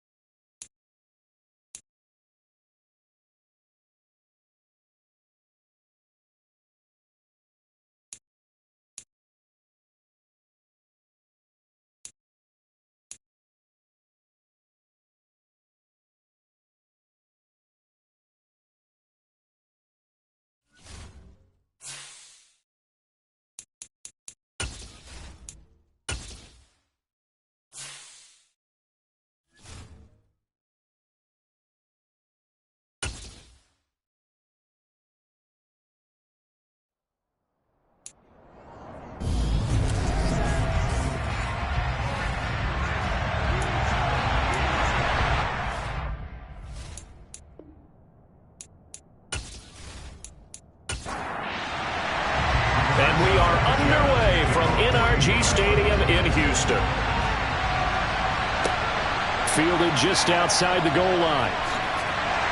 And able to get this across the 20, but not much further as he's dropped at the 23-yard line. So out come the Texans for their opening drive. And a glance here at their quarterback standing 6'3". You talk about the pause that refreshes. I think it's come at a perfect time of the year for them, hasn't it? You know, the season is starting to wind down, got a little bit of a break. But how about the guy calling the signals? He's got to be excited about that because now he didn't just get a game plan for 1 week. He was able to work on it for 2 weeks. I can't wait to see if they have anything special in store for him today. He's got his man. It's the tight end, Brevin Jordan. A good gain on first has him set up with second and just a couple of inches now from the 29. From the gun, they'll try to run it. And this will be a Texans first down as he'll take this up to the 38-yard line. And now a stoppage, and it looks like we have a Colt who was shaken up on that last play. The medical staff will attend to him, and we will step aside. So here's a 1st and 10 at the 38. On first down, here's Stroud. Washington's got it.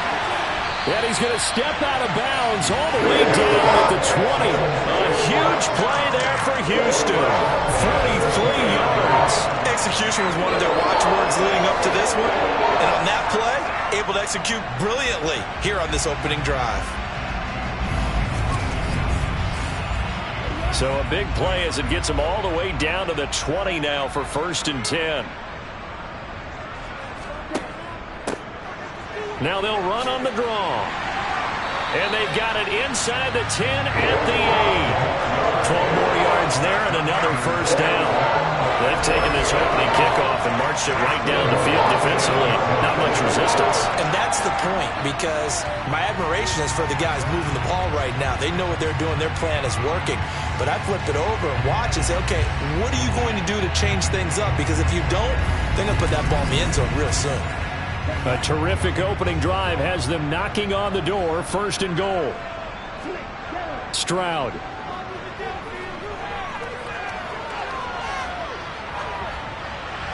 And he just throws this one away. Smart decision here this close to the end zone, and it brings up 2nd down. Brings up 2nd and goal. Stroud now on 2nd down. This will be caught at about the 5. Trying to finish off this opening drive from the 3. This is 3rd and goal. And they'll let the fullback try and take him home. They push forward, but I don't think it's enough. He's going to be about a yard short. He needed 3. He got 2. Now that'll set up an interesting situation here on 4th and a yard. Came up about a yard short, but I can't help it, Brandon. I love it when the big guy gets the football and he tries to battle his way forward. There's something about those guys carrying the ball and watching people trying to stop them. That's just great theater.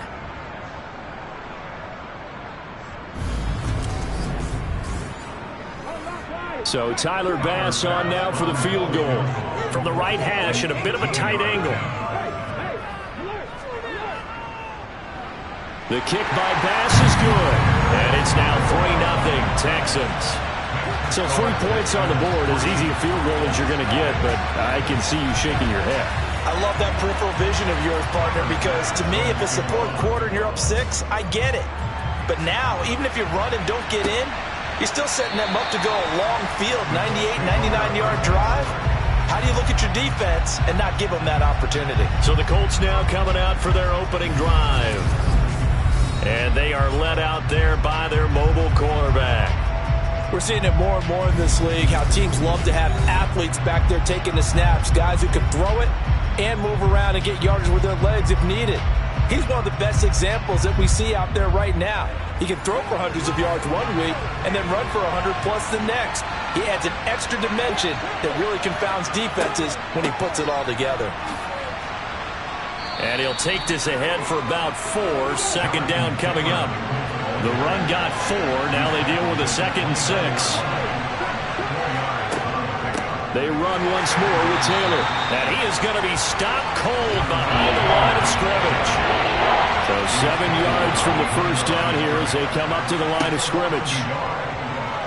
And he's going to lose yards. They take him down at the 26. That'll back him up 2 yards and also bring up 4th. When a draw works, it can be a thing of beauty. But when it doesn't, oh, it can be ugly. And in this case, loss of yardage ugly.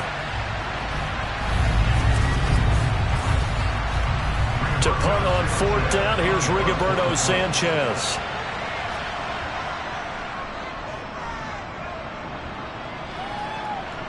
And no return on this one as the fair catch is signaled for and taken. It'll wind up just a 35-yard punt, no return, and the Texans will take over. From the 34 now, here's 1st and 10. They'll start this drive out on the ground. And they bring him to the ground just shy of midfield. They may want to go back to that one. First play of the drive, good for 15 and a first down. His first carry of their second drive, pretty solid. And, of course, remember back to their first drive, really strong throughout that one. Not only is he getting good blocking up front, but how about his vision to find the holes? And he's seeing things before they even open and hurdling through them. So one play, and they're already just shy of midfield. First run of the game here for Dameon Pierce. And not a whole lot of room to operate there on the first down run. He gets maybe 3. The tackle made at the 47-yard line. Pierce takes it straight ahead. And now they're going to get him down right at the line of scrimmage. Holding. Offense. They'll come up now on a 2nd and long after the hold. On 2nd down, it's Stroud. And they will not get the connection there. It's incomplete. An incomplete pass on that last play, and that means they'll need to come up with something here on 3rd down. Stroud here on 3rd and long. Now he'll dump it underneath to his running back, complete. And he'll go down right around the 47 this time. He did his best to just get 4 out of that, but not enough. And now 4th down. Well, that's certainly playing down in distance very well by the defense, isn't it? Take whatever you want underneath, by all means. On is Presley Harvin now as he'll send this one away. And the kick's away as he angles this one for the sideline. And this one will not be returnable as it sails out of bounds. Second drive coming up here for the Indianapolis Colts. And they are back to 500 on the year, got the win last weekend, and it's one that kept their playoff hopes alive. And if you do have those hopes, 500 is not where you want to be at this point of the year. Now, we know they've battled through some rough patches this season, so it now comes down to how they're going to finish. Not out of it. Can't afford any more missteps, though. 2nd down. Here's Richardson. Now this will be swung out wide for Taylor. And he'll be out of bounds, but able to get it up past the 45. The catch and run there, good for 16 in the first.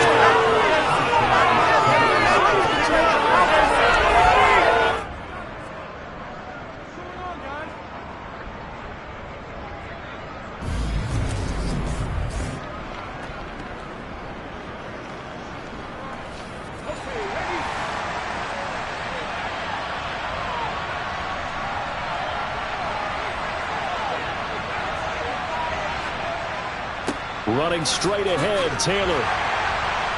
And he'll manage to pick up about 4. It's 2nd down.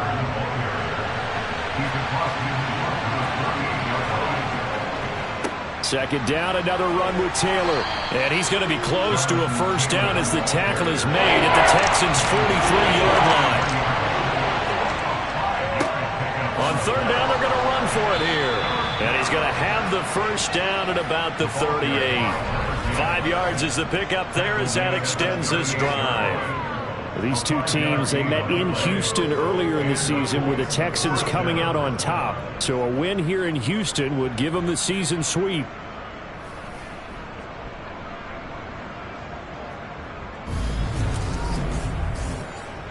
So here's a 1st and 10 at the 38. And they'll go to the air now with Richardson. Sideline throw, it's complete. And a nice job there of keeping the toes inbounds. On 2nd down, it's Taylor. And he struggles to get a yard here, maybe a yard. Down to the 31. The 8th play of the drive coming up. It's 3rd and 3. Richardson on 3rd and short.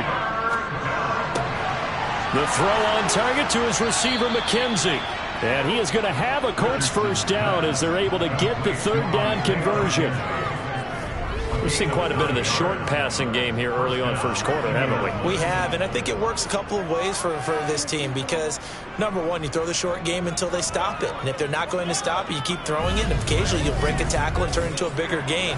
Also, if they start to creep up, start to pressure receivers, now you go over the top, take it deep, and now you get some of those big shots downfield. Now here's a throw right side taken in by his tight end.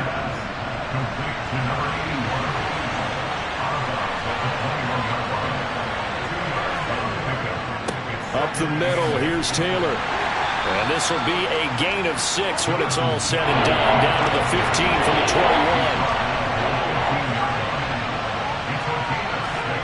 21. Richardson looking to throw. Being chased out left. And he will go down outside of the pocket for a sack. Tried to get away, but could not. The defense rising to the challenge and setting him back on the side. Really talk about how teams are so competitively matched, and you just want to make those plays that give you an advantage. How about right here? The difference between letting them score a touchdown versus holding them to a field goal, that's absolutely huge with the play he just made. And you know he hated taking the loss there on third down.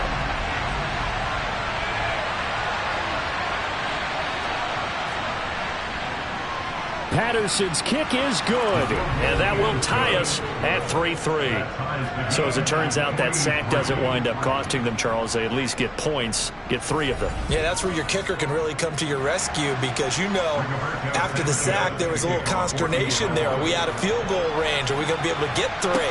In this case, he stepped right up and gave them exactly what they needed. And he takes this near the 25. Just a little pass there. Call it the 26.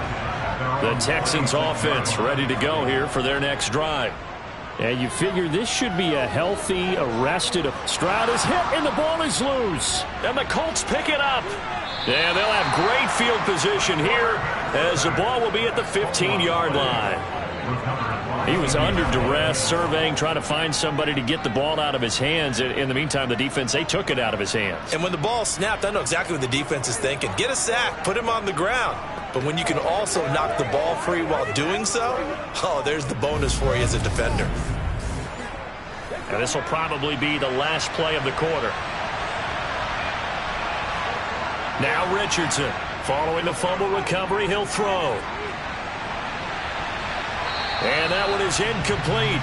And it also concludes quarter number 1. 3-3, a tight one after 1 on EA Sports. Start of the second quarter, and it's the Colts in possession as they've got it with a 2nd and 10. Richardson looking to throw this as this complete to Woods. And able to break one tackle, but then quickly brought down with a nice little gain. Richardson on the bootleg here. Flushed out right. Got a man, it's Pittman, and he holds it in for the Colts touchdown. A great effort there. His 3rd touchdown now on the year. And the Colts have moved out in front. He was able to move around and found some vision to throw the football. And how about how he ended it? Boy, he had some zip on that throw. Yeah, it doesn't hurt to have an arm like that. Results in the touchdown here. Great play offensively.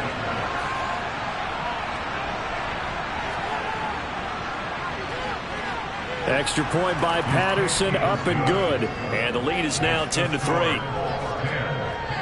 Scoring summary, 3-play drive. And it was capped off on the touchdown catch by Michael Pittman. Sanchez now, he'll kick it away following the touchdown. And he'll just sit on this one as their drive will start at the 25. And now out comes Houston.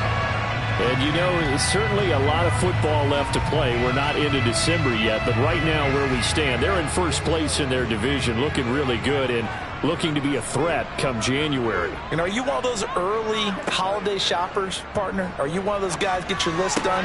Because I think about what every team has on their holiday shopping list right now. What's the number 1 goal? Make the playoffs. Number 2, win your division. Number 3, and I think the biggest goal of all, try to get the number 1 seed so you get that first-round bye and ensure you don't have to go anywhere in January and hopefully get to the Super Bowl that way. So the big play moves them all the way across midfield. It's 1st and 10 from the 45. 1st and 10, it's Pierce. Oh, he put it on the carpet, a fumble. And the Colts pick it up. There he goes, left side. And they are going to score on the fumble return. Touchdown, Indianapolis. Even the great ones, some of the best, they're not immune to the fumble, and here it really hurts them. If the ball gets away from any runner's body, that's when the defense pokes at it, swipes at it, swats at it, and finds a way to create a big play for themselves.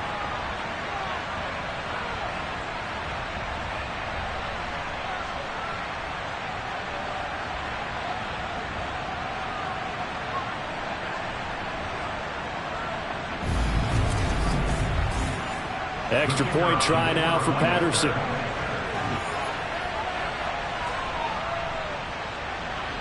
It's up and good, and that makes it 17-3. The scoop and score, always an exciting play in football, and we witnessed it there. Grabbing it off the ground and then rumbling it into the end zone for 6. And you can bet they're preaching 2 hands on the ball here as the kick's away following that fumble return. And it'll come out to the 25 as he will not attempt to return. Dameon Pierce taking the field with the rest of the Texans offense. Looking for a bounce back. Had the fumble a moment ago that went for a touchdown the other direction. See if he can get back in rhythm. And you have to be very careful about having too quick of a hook with really good players. I did a guy's game in high school. They get to Stroud, nowhere to go, and he goes down. Quiddy Pay getting in there and burying him behind the line.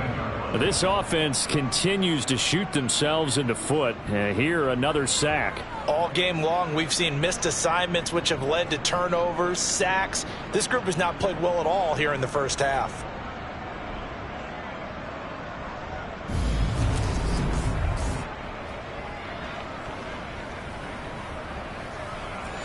Got to imagine the pass rush will be equally intense here on 2nd down following the sack. It's 2nd and 18.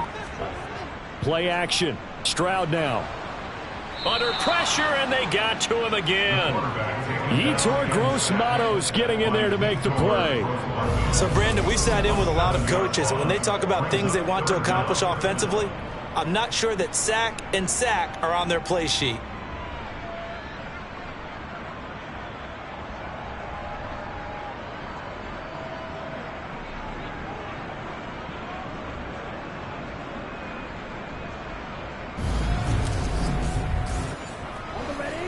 And some secondary help here for the defense in the nickel on 3rd and long. Here's Stroud. And he's caught on the sideline, but he's not going to have a first down. They say he was out of bounds. So a big call there. That brings up 4th. So they're forced to punt on 4th as this one's away. And now a fair catch called for and taken just outside the 40-yard line. So here are the Colts to take over. They've got the lead right now in this ball game, and they're on the heels of that nice win last week over the Packers. Good starting field position for them here as they come up 1st and 10 at their own 42. 1st and 10, Richardson looks to throw it. He'll get this one to Pittman. And he is going to lose yardage here.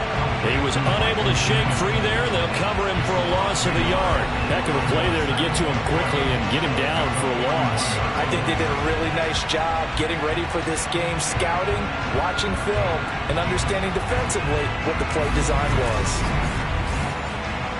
2nd and 11 at the 41. Richardson to throw off play action. He's got Allen. And he's able to get this one out closer to midfield across the 45.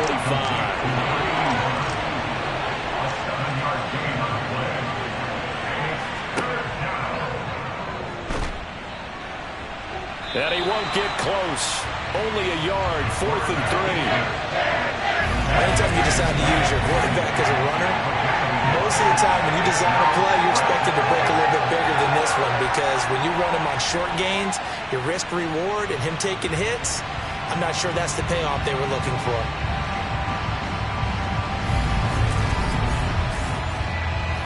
down is Rigoberto Sanchez on 4th down to punt this thing. And he'll get off a fairly short kick here as this is toward the sideline. Out comes the Houston offense as they get set to take over here.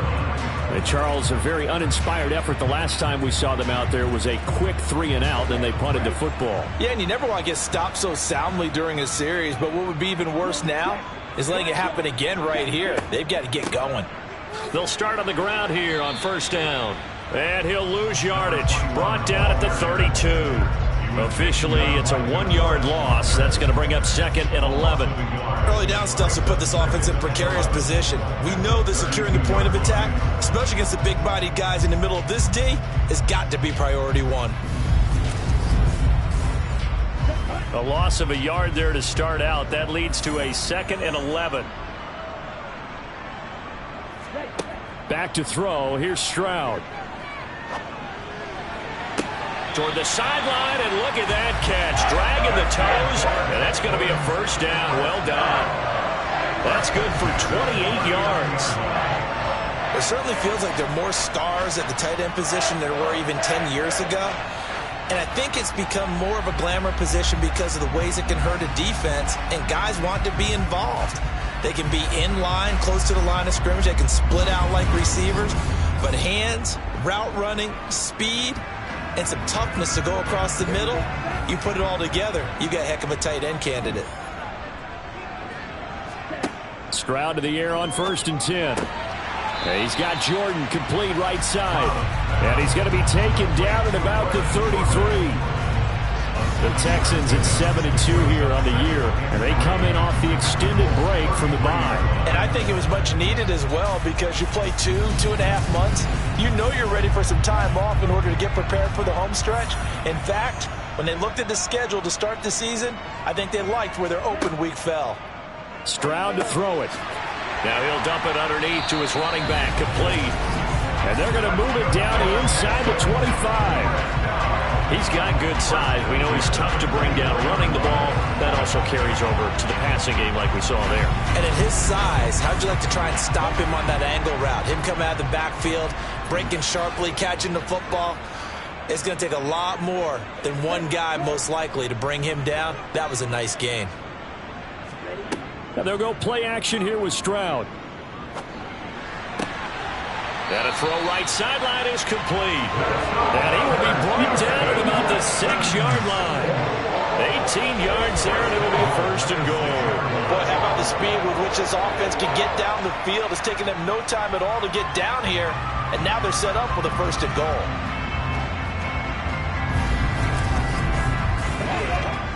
First and goal, and they got to be thinking a chance to get right back into this football game.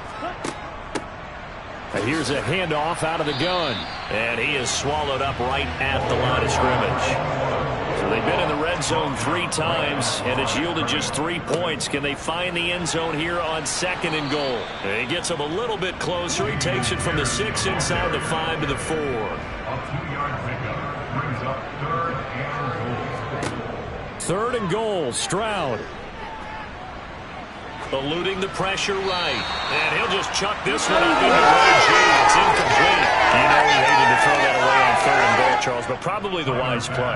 I would agree totally on that one. He didn't have anyone open, so he made the right play, threw it away, protected those 3 points out in their hip pocket because those points may come in handy later. So a long drive gets him down inside the 5, but ultimately they settle for just the field goal. And I have to think that if maybe they were a yard closer, that would have made their decision tougher, and I think they likely would have gone for it. But in this situation, they just decided to take the 3, and I think it was a smart move. Fielded just outside the goal line, and he won't quite make it to the 25. Here comes the Indianapolis offense now as they get set to take over. Obviously not the intended goal last drive. They had to punt the football, but still, they've got the lead here, and now a chance to add on to that lead if they can get points on this drive. 1st and 10 upcoming. On 1st down, Richardson.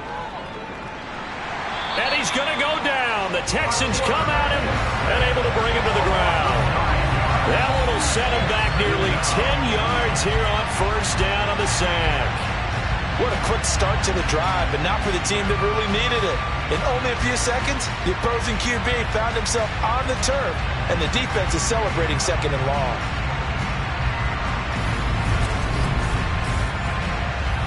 After the sack, it's 2nd and 19, and the road gets a bit tougher from here. Now it's Richardson. They'll set up the screen to Taylor. And he'll take this across the 25 before going out of bounds. Now the Texans will burn the first of their timeouts. It's just their first, so they'll have 2 remaining here before we get to halftime.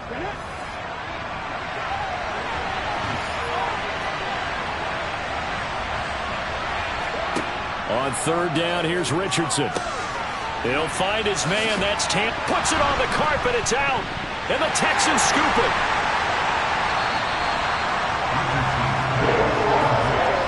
He was trying to do anything he could to get that final little bit for the first down. Instead, he lost the ball. Yeah, and he was short of the first down, but not by much. Trying his best, as you noted, to get there. Sometimes that extra effort can cost you. Heading out is the Texans offense as they get set to take over here. And now following that turnover, they've got an opportunity here to try to cash in with good field position before intermission. Following the fumble recovery, Stroud. And down he goes. They sack him back right around the 41-yard line. It looks like a loss of right around 11 there on 1st down to set him back on 2nd. So that now 4 first-half sacks. This pass rush has been unrelenting. And, partner, you hear that sound of paper being ripped to shreds? That's a game plan that they've had so far because they've got to say to themselves right now, we have to do something differently. Pass protection has been a problem all night long as they come up facing 2nd and a bundle. Throwing now is Stroud. Now he'll dump it underneath to his running back, complete. Now the Texans will use one of their 2 remaining timeouts as they'll stop it with just over a minute to go before halftime. And that's a good job there by the corner. We do talk about this a lot, that a lot of corners see their job as simply covering receivers. Tackling isn't everyone's thing. But in this case, he came up quickly and made a nice, sure tackle. A throw there, but that's going to wind up incomplete. Tyler Bass on for the field goal. A 55-yard attempt. And that is no good. Hit it well from distance, but he couldn't work it back in, and they will remain 2 scores down as the difference holds at 11. And now 2 problems as I see it. First, you missed the kick, which granted was a long one.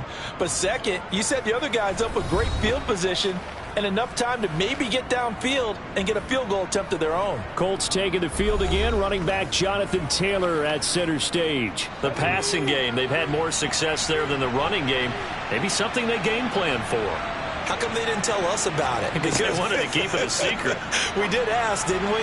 But I think what happened in this one is they've realized that they've established the run pretty well, and teams are going to key on that. They thought they could open it up and have success through the air, and that's exactly what's going on. Yeah, they've had success at least so far here in the 2nd quarter. Toward the sideline, and look at that catch. Dragging the toes, and that's going to be a 1st down. Well done. A good pickup there at 22. In today's football, where receivers break tackles, make people miss, get upfield for the extra yardage, when you see a play like that where it's caught and he's dropped on the spot, that's a big-time play by the defense.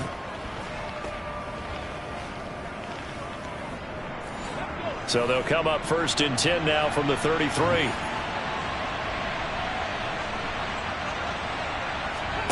Richardson to the air on 1st down. He's going to let this go. Back of the end zone. And that is incomplete. 2nd and 10 from the 33-yard line. And Richardson yet again. Into heavy traffic, and it's intercepted. And the Texans are going to take over at their own 30-yard line. And that's a ball that he is going to want to keep, his first career interception in the National Football League. And I love what teams do when that happens. You bring the ball to the sideline, the equipment guy grabs it, he puts a piece of tape on it, writes on it so that you know what it is, and then they tuck it away so that you can have it for later and put it on your mantle. Pretty good deal for him right there. Now he's eager to get back out on the field and get his second one. A 1st and 10 here, and you know, if they could just get 3 out of this, something about whittling it to a one-score game at half that might provide a psychological boost. And he will find his man on the end route, complete. The Texans going to signal for their 3rd and final timeout as the clock will stop with 21 seconds to go here in the first half. Ahead of the chains now, 2nd and 2. Stroud. He'll rifle this one deep right side. And that's going to be incomplete. Good effort there trying to take a shot, but it's 3rd down. Stroud now on 3rd and 2. And he'll find Washington. That's complete. Final play of the half. Stroud. Over the middle, it's complete. And he'll be brought down just shy of the 40. So we come to halftime here with the visiting Colts taking the lead to the locker room. As we send you on over to Orlando for Jonathan Coachman in our EA Sports Halftime Report. Take it away, Coach. Okay, Brandon, thanks very much. Welcome in, everyone, to our EA Sports Halftime Report. Let's get you caught up on what's going on around the NFL.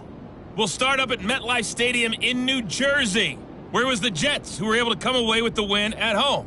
Aaron Rodgers leading the way there as the win gets his guys back to 500 on the year. We'll stay in the NFC East as we head down to the great state of Texas to check on the Cowboys at home at AT&T Stadium. And they were winners as they defeat the visiting Philadelphia Eagles. Dak Prescott, terrific in the win as his guys up their mark to 7-4 with the victory. Lastly, let's get to the Windy City, see what's happening with the Bears at home at Soldier Field. And they were losers in that one to the visiting Green Bay Packers. Aaron Jones, a touchdown run in the victory.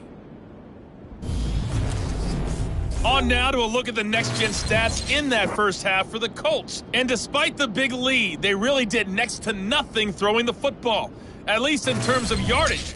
We'll see how aggressive they want to be going forward. Meanwhile, for the Texans, they were much more successful throwing the football than their counterparts, as you can see the numbers there. All right, Coach, thank you, and we welcome everyone back for quarter number 3. Second half ready to get underway. The Colts with a lead, and they will receive the football. And he's only going to make it to the 13-yard line and no further. And the Colts ready to go to work to start the 3rd quarter. And despite the turnovers, Charles, and they had multiple in that first half, they still have the lead as they begin this 3rd quarter. And they probably heard some conflicting tones at the half, don't you think? A lot of praise for what they did to get this lead, but also a little bit of scolding because they got to take better care of the football in the second half. But you and I both know the great leaders, they know how to give that little bit of vinegar in there and cover it with a big dose of honey. The toss here completed to Pittman. And he works it across the 25 before being tackled. He continues to deliver a first down here. He had 4 catches in the first half, and this one number 5.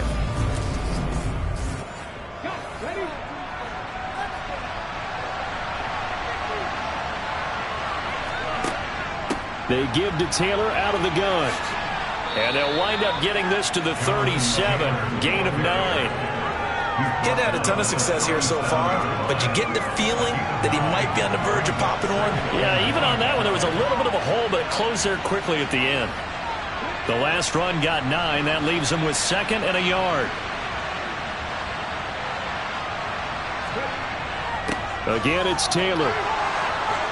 And he'll be stopped right at midfield.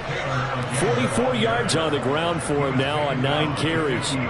We don't talk about it very often, but sometimes there's a dip in intensity when you start the second half, which can manifest itself in some sloppy tackling. And how about right there? He ran right through that weak tackle attempt.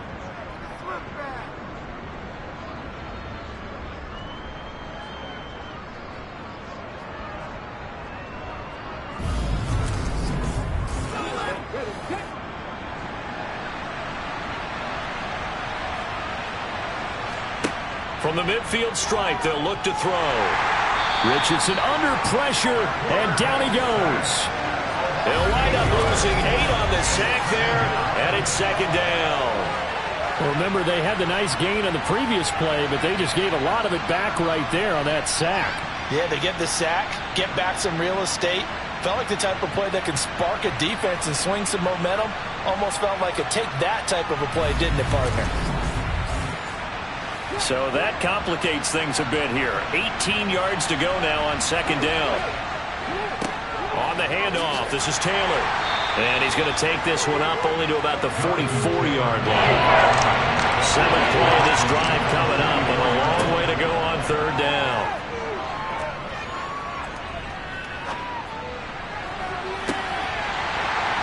They take a shot downfield there, but it winds up falling incomplete. Now here's Rigoberto Sanchez as he's on to punt for Indianapolis. And a nice special teams job here. This is going to be down inside the 10 at the 7-yard line. And for an offense that is struggling, this is not where you want to start from. Great punt. Fantastic punt. And for all those who wonder, what do punters do during the course of practice each and every day? The best ones do what we just saw there. Work on positioning the football and helping their team. They'll start this drive out on the ground. And he'll fight forward on the straight-ahead running for just a couple of yards. Second down. And Stroud now to throw.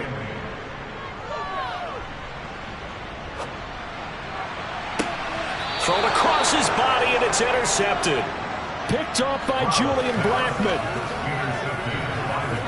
Partner, I think this one won awry very simply because he overestimated his arm strength and his ability to fit it anywhere he wants to. A lot of quarterbacks do that and often pay the price.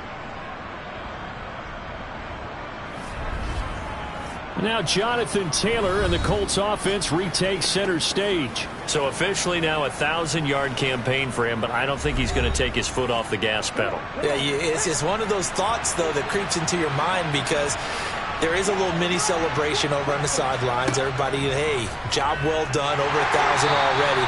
But guaranteed, as you noted, someone's jumped in that huddle and said, a lot more to be done, guys. Let's not, would you say, take your foot off the pedal? Let's not do that right now. But there is that possibility that people can get self-satisfied. The greats do not. We'll find out what he's made of. So third down, they need to get to the 28 for a first. Richardson shotgun on third down. He finds Pierce. It's complete. And they're going to get this down to about the 17-yard line here. And as a quarterback, you always want to exploit gaps in the defense, and he finds one here. Crossing route, working from right to left across the field. And once you get defenders going in the wrong direction, it is awfully hard for them to pivot back, and you end up getting the first down.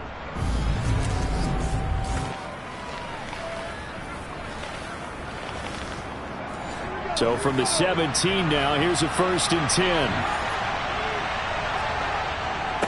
On the handoff, Taylor. And he's brought down just outside of the 10 at the 11. The last run got 6, now 2nd and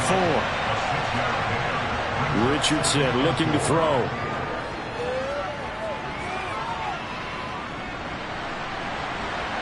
Trying to improvise. And that'll fall incomplete. He was hit just as he let that go. And now it's third down. Richardson looking to throw this. Looking for Pearson. He's got him. Touchdown, Indianapolis. Alec Pierce, an 11-yard touchdown, as his guys have opened up a very comfortable lead. That drive that really increased their cushion felt very military to me. Very precise, methodical. That's one of the words you've taught me. And they just got it done. And slowly but surely now starting to pull away a little bit. Things looking good for them here in the third quarter. Not only pulling away, but you mentioned that slowly but surely. You also drain clock, too, with a drive like that. So you really give yourself an advantage. Sanchez now. He'll kick it away following the touchdown. This will be fielded inside the 5. And able to get this out to the 25. Houston's offense taking over again. Well, this has been a tough one for them, Charles. They've struggled really on both sides of the football. And one thing that's really plagued them, the turnovers. They've had issues keeping the football in their possession. And every game that's ever been played, all coaches talk about taking care of the football and limiting turnovers. And in this one, after we saw that first turnover, we worried that things would snowball, and it certainly did, especially on the scoreboard. An ideal beginning of the drive there as they'll get 20 and a first down.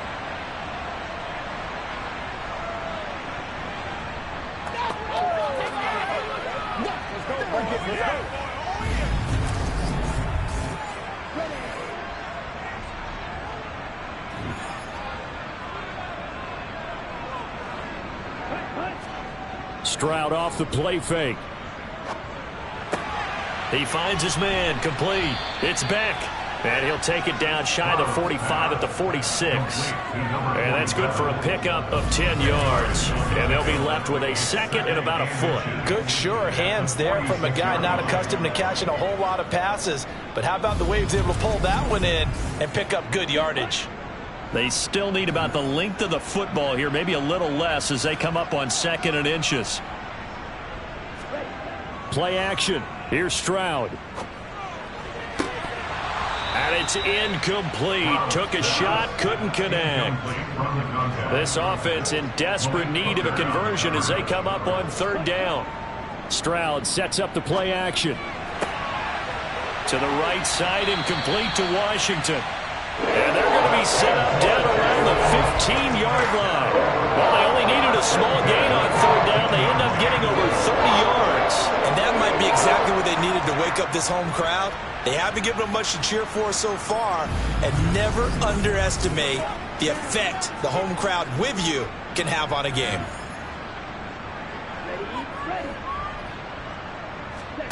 Inside the red zone here. They'll look to throw. Oh, he's got a man wide open, complete. Well, he's tackled a yard short of the marker. Good gain of 9 on 1st down. They run a draw here on 2nd down. And the stop will come inside the 5 at the 4. 1st and goal, and they got to be thinking a chance to get right back into this football game.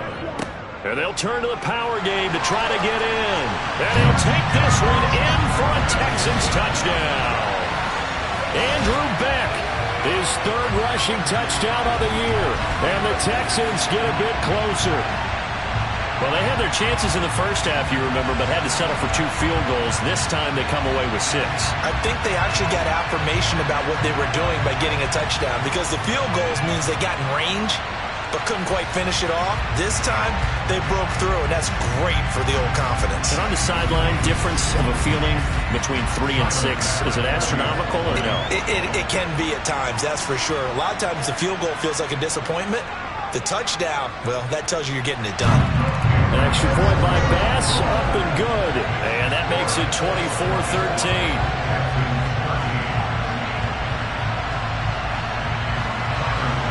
After the touchdown, Bass to kick it away. And here comes a return from just beyond the goal line.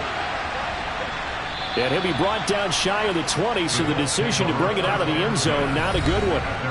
And now this offense comes back out onto the field. Their lead down to 2 scores after the touchdown a moment ago as they start with a 1st and 10.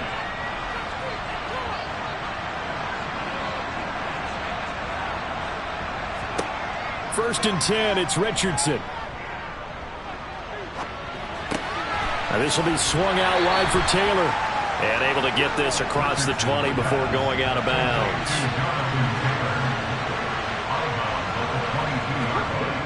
On 2nd down, it's Richardson to throw it. Allen has it, left side.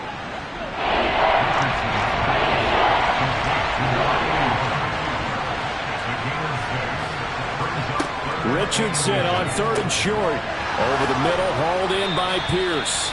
And he is going to have a Colts 1st down as they're able to get the 3rd down conversion. Got to say, I was a little surprised to see him, Charles, come out in a shotgun on 3rd and less than a yard. Yeah, but the way the NFL is nowadays, we hardly ever see anyone really run for it on short yardage. So they're going to throw the football more times than not. That was a nice, easy rhythm throw right there, and they pick up the first down. 1st and 10. Here's Richardson with it. Toward the sideline, and look at that catch. Dragging the toes, and that's going to be a first down. Well done. Another good reception there. The Colts on the march. 5th catch of the game for him there. Yeah, and the tight end position is now becoming a volume pass catcher. Used to be occasional, right? Safety valve. Throw one to him every so often, but mainly they want him out there to block. Nowadays, an integral part of the passing game, and they create such great mismatches that they often become the leading receiver. So a 1st and 10 now in Houston territory at the 43.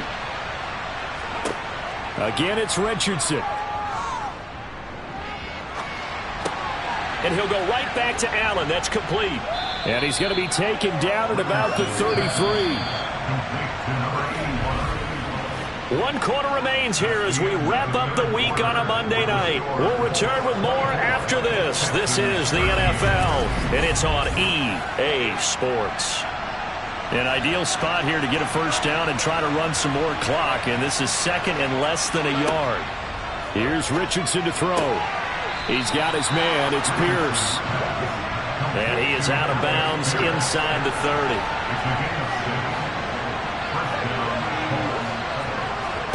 Richardson to throw off play action. And that is caught on the right sideline, but out of bounds, says the line judge. The throw took him a little too far. It's 2nd down. 2nd and 10, back to the air with Richardson. Well, that'll be incomplete. Oh, he took a shot as he let that go. And it's going to bring up a 3rd down. Back to the air with Richardson. Over the middle, that's caught by Taylor. And he is stopped just short on 3rd down. Got 9 yards, but needed 10. Brandon, it certainly looked like they had that third defended well, but it still almost worked. Got to the running back. He wound up getting really good yardage out of it. But it was 3rd and long, and they were able to rally and stop it before he could get to the marker.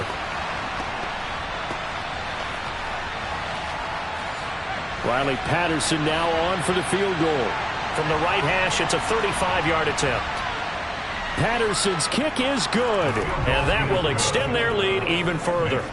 So they settle for just the 3, but clearly right now anything helps trying to salt this one away in the 4th. Without a doubt, obviously a touchdown probably would have been the final nail to finish this thing off, but they still ate up time, got points. So while it's not mission accomplished, it's darn close. From a yard or 2 deep, here comes a return. And he'll be brought down at the 28-yard line, so the decision to bring it out of the end zone gets him 3 more. Houston set to take over. For this offense, Charles, remember the last time they were out here, marched it nearly the full length of the football field, and a lot of the attack went through the air, so now they're seeing if they can duplicate that performance. Okay, if I show my age a little bit, partner, because I can hear my high school coach, John Ford. I can hear his voice in my head. Laddie, when you put the ball in the air, 3 things can happen, and 2 of them are bad.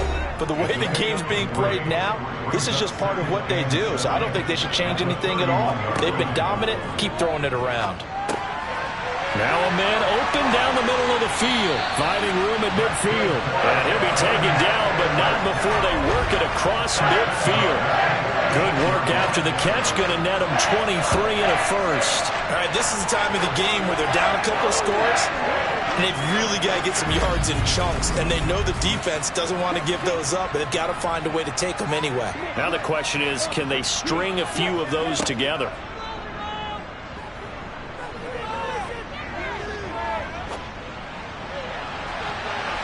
Looking for more there on first down, but this throw downfield, incomplete.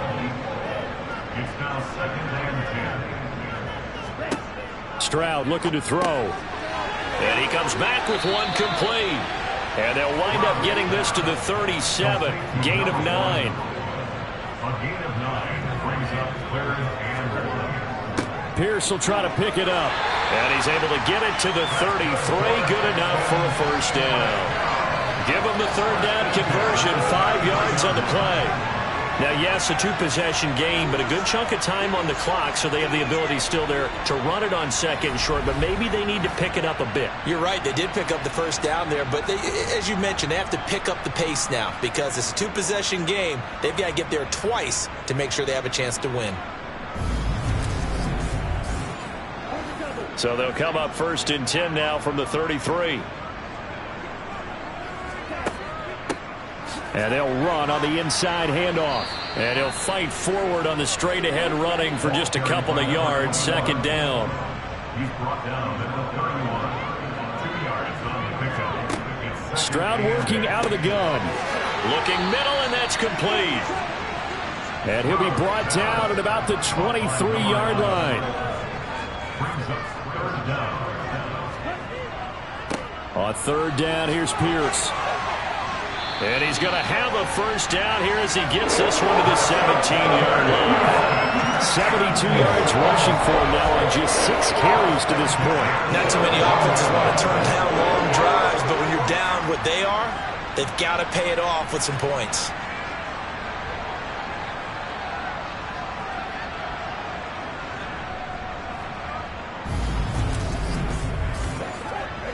So from the 17 now, here's a 1st and 10. From the red zone now, they'll look to throw. Got an open man, it's Washington. And they're going to get this down inside the 15.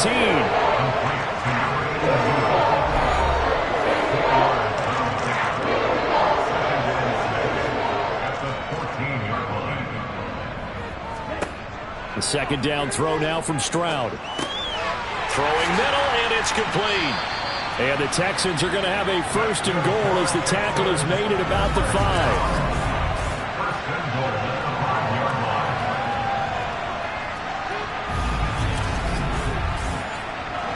1st and goal, and they got to be thinking a chance to get right back into this football game. From the gun, he'll hand this off. And he's maybe going to get this back to the 4, but that's about all. Here's Pierce. Touchdown, Houston.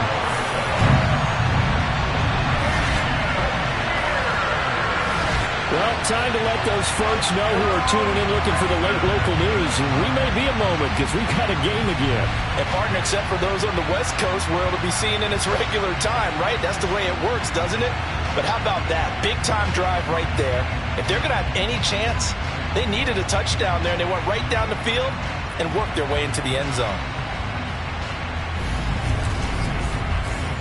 Tyler Bass now for the point after.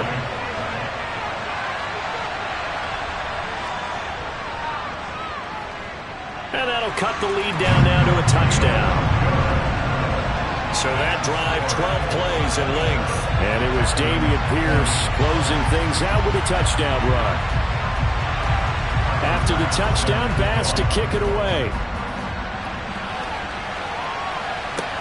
This will be fielded inside the 5. And beyond the 20, but not by much. In fact, just a yard pass there to the 21. And now Indianapolis set to take the field. Their lead back down to 1 score after the touchdown a moment ago. 1st down's a must on this drive as they start out here 1st and 10.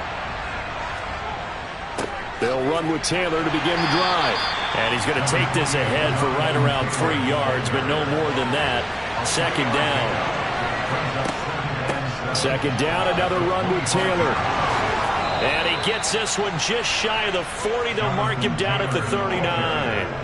A 14-yard gain for Indianapolis and also move the sticks. And I'm guessing you'd say this is kind of the key here. Grind out some yardage, work on that clock, see if you can continue to tick it down. Definitely. You want to bleed things out at this point, right? Continue to possess the football, gain some yardage, and put the onus on the defense. Do they have to use timeouts? What are they going to do to stop you? You're taking charge. Clock running, under 4 to play now as they come up on 1st and 10. On 1st down, Richardson. And he overshot him there. It's out of bounds, incomplete. So line of scrimmage still at 39 on 2nd and 10. From the gun, it's Taylor. And he's across the 40, 3 extra yards to the 43. One of the bigger plays in the game thus far. The crowd getting into it as we come up on a big third down. A throw there, but that's going to wind up incomplete. Now here's Roberto Sanchez as he's on to punt for the 4th time tonight.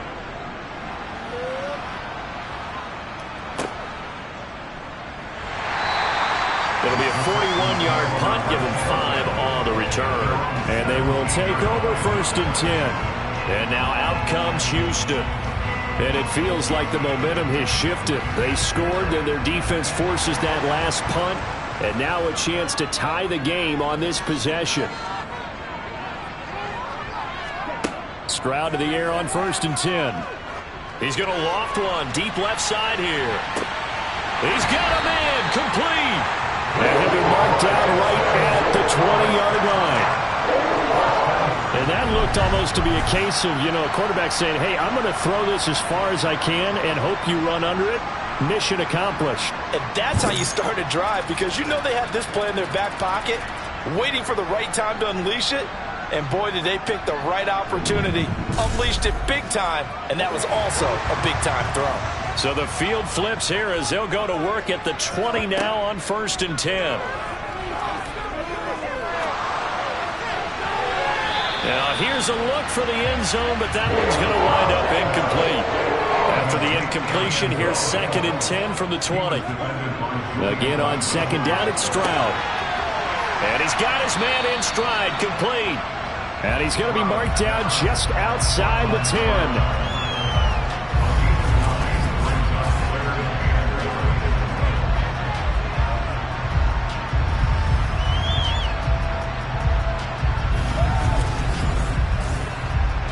Here we go, 3rd and 1.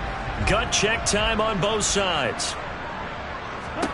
Stroud will look to throw once more. He'll be hit and taken down at the 21. Quiddy Pay able to record his 5th sack of the season. Brings up 4th down.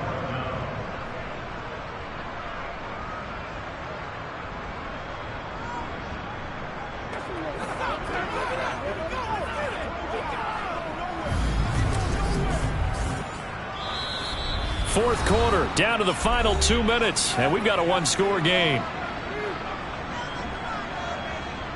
So it's Texans football as we welcome you back. And they've got a 4th down now in a game that, to be honest, has been pretty much everything we could have asked for. To the sideline, and he's got it. They say the feet are down. Yes, a line judge says they're in. That'll be a 1st down. Texans passing game in rhythm right now, picking up another 1st. They got exactly what they wanted there. Out route, catch, get out of bounds, stop the clock. And I have to criticize defense here because you know the situation. You want to keep them inbounds and have the clock run. So I'm sitting on the outside portion of the field and not letting them throw an out route. Throw anything inside and I'll make the tackle. An out route? That's not the way you're supposed to play it. It's hurry-up mode time for the Texans, hustling up to the line. And got his man. It's caught. Touchdown, Houston. A great play there. His 1st touchdown on the year. And the Texans are an extra point away from tying this game here in the final minutes. Well, the hard part's done. Now they just need to split the post, tie it up, but then their defense is going to have to hold up to send it to overtime. Yeah, no matter what. I know there's an inclination in it when you have momentum to go for 2 here, but if you miss it, you don't give your defense a chance at all.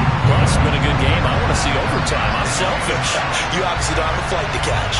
Tomorrow. Very hard to ask for a better game thus far. 27 apiece is our score as the kick's away. Taken in at the 3. And he'll get it up past the 20 to about the 22. Here comes the Indianapolis offense now as they get set to take over.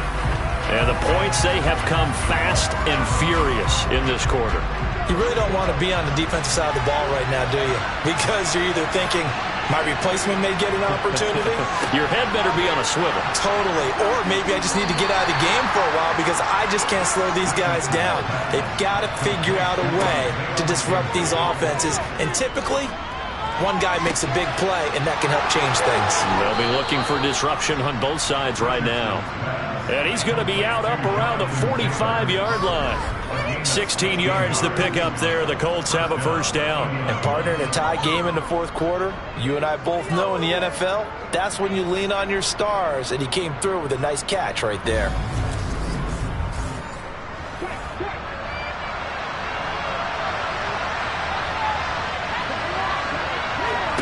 Now Richardson. Pass complete to Taylor. So give him 5 yards there on the pitch and catch, and it'll be second down. And he can't get a throw away. He's taken down.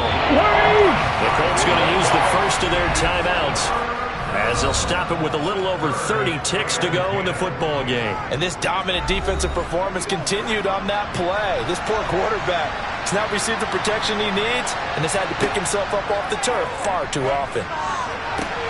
Well, this will be caught. It's Isaiah Hodgins.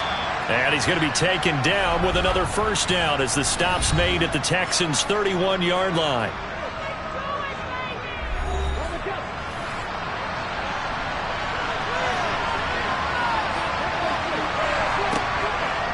Now a give to Taylor.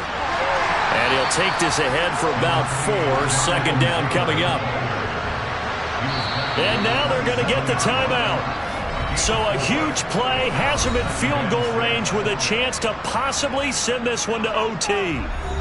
Every eye in the stadium locked in on Riley Patterson. And the clock will now stop as a timeout is called with 5 seconds left. And now this game's going to come down to the right leg of their kicker. This to put an end to a wild Monday night. And his kick here is good. And it's celebration time on that sideline as they have taken the lead in the final seconds. He hasn't missed a kick all year. Why would he start now? That's a great question, isn't it? Well, maybe because that was the most nerve-wracking kick he had to attempt all year. But he knocked it through just like it was an easy chip shot. Out is the kickoff unit as they run up and send this one away. From the 6.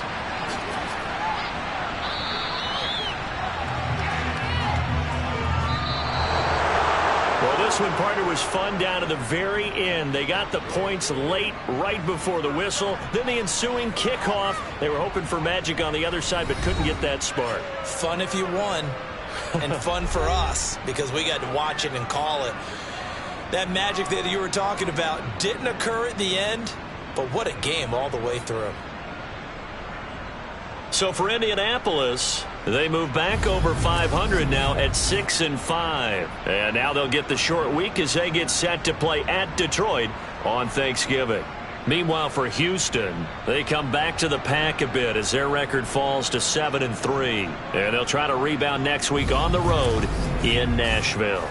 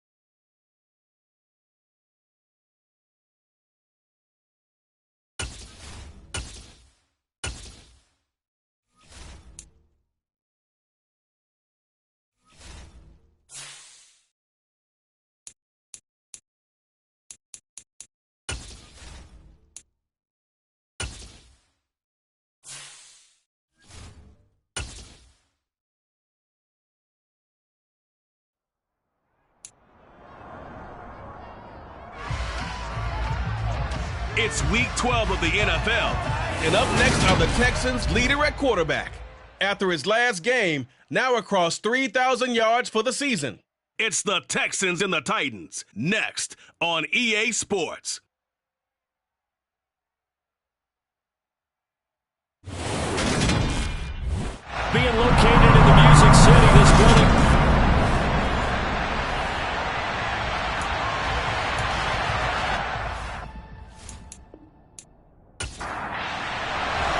The final playoff push is upon us. It's Week 12 of the NFL season, and we're underway on EA Sports. This fielded right at the goal line. And his guys will get the football right at the 20-yard line.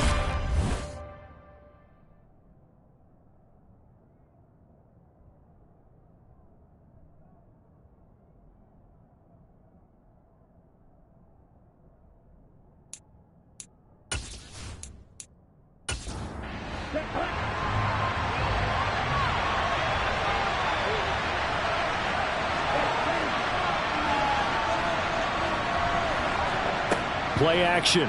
Stroud now. And incomplete to open things up. After the incompletion, here's 2nd and 10 from the 20. Stroud sets up the play action. And the Titan defense steps up here, and down he goes. It's Jeffrey Simmons that time who got in to record the sack. All right, partner, I'm going to be Captain Obvious right here. Not the start you're looking for offensively, right? Incomplete pass, followed by a sack. And when he went down, it looked like that right ankle got turned, but thankfully he popped up okay, and they breathed a sigh of relief on that sideline. And I don't think this is the script they had in mind for their opening drive. This is 3rd and long. Stroud here on 3rd and long. And he will not be able to hang on through the contact. It's incomplete. The coverage strong, and now it's 4th down. And that's exactly what defenses talk about. You've got to find ways to get off the field when you can, especially on 3rd down. And 3rd down defense going to be vital in this game. Able to knock that one away and force a 4th down. That's going to go in the books as a 55-yard punt. Well done. And it'll be Titan football. So here are the Titans now for their first drive. And a glance here at the man calling the plays under center, their 6'4" quarterback. The secret to his game and his success, incredible chemistry with each and every one of the guys who catches passes with him. And not only does he ask them to stay after practice or meet it before practice, he actually demands it because he knows if they have that kind of chemistry built up, they're going to be hard to beat each and every ball game. They'll start on the ground. It's Derrick Henry. And he is met in his tracks behind the line of scrimmage. 2 yards the loss, 2nd and 12. And that guy blocks a whole lot of daylight as it is. He is truly a big man who just made a big play. So the opening play of the drive goes backwards. Now they'll come up on 2nd and 12. He'll drop to throw. And he finds his target. It's Schultz.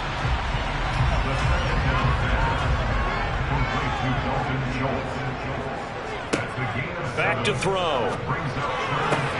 Toward the sideline, and he will have the first down as he was able to keep the feet in bounds. It'll go as a gain of 6 that time, and it moves the chains as well. But they kept it simple there, CD, only needing the short gain to move the chains, so they didn't want to go with a deep throw. They just go with that safer, shorter throw and able to convert.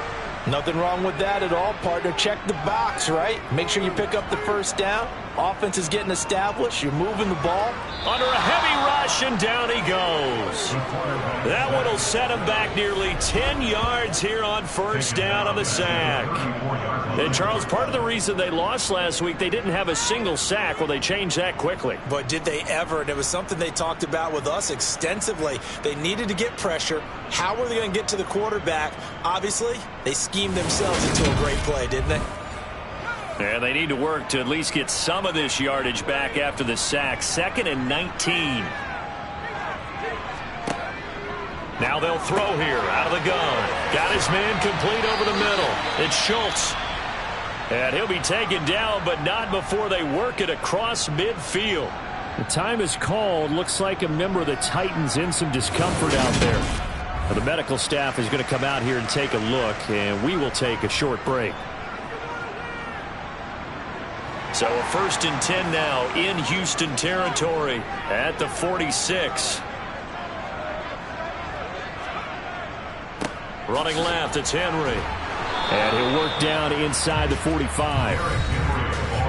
The numbers on the ground for Henry last week.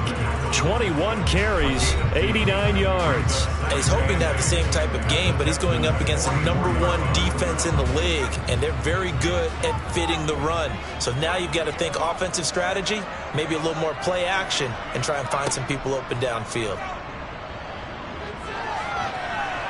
And he's going to be taken down right at the 40-yard line. This will be the 8th play of the drive here. 3rd and 4. From the shotgun, he'll look to throw. And this one complete to Smith. And he's going to be taken down with another first down as the stop's made at the Texans 30.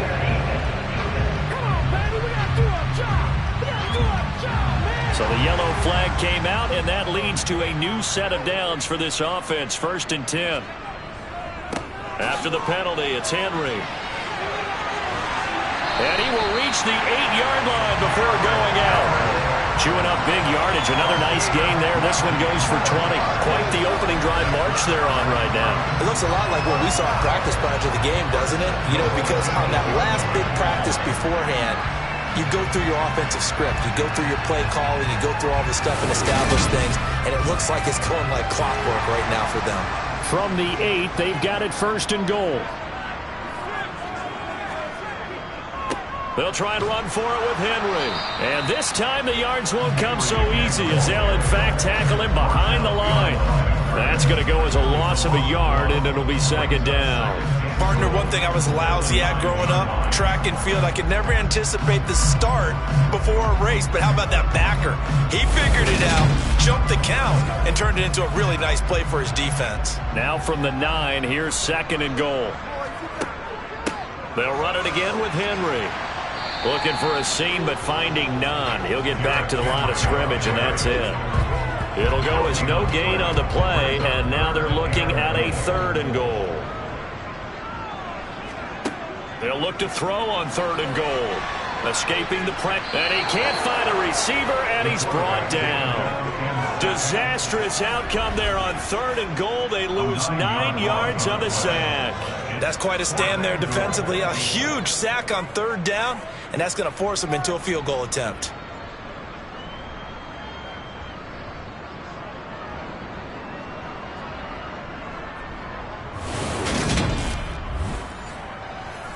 On 4th down, Mike Vrabel says, let's get 3 out of this. He sends on the field goal unit. And his kick is good. And the Titans hit the scoreboard first. It's 3-0. So an opening drive field goal maybe doesn't whip this crowd into a frenzy, but I think that they will take the early lead. There's no doubt about it. They will always take the early lead, and maybe that celebration comes later if they play well and they can break things open. But right now, this is all about letting the offense just get settled in. And up to about the 26-yard line, just across the 25. So now we get set to see Houston for their 2nd drive of the ball game.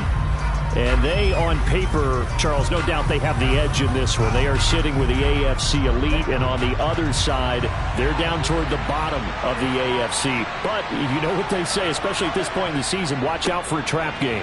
And in doing so, I would take my game plan and condense it. I would rely on my fundamentals, the fact that my players are probably just better, and not try and do too much. Do just enough to win the game. And on the other side of the field, I'm doing everything. Every trick play I can think of, every different formation, you name it, I'm throwing it at them in order to try and get the upset win. So from the 36 now, 1st and 10.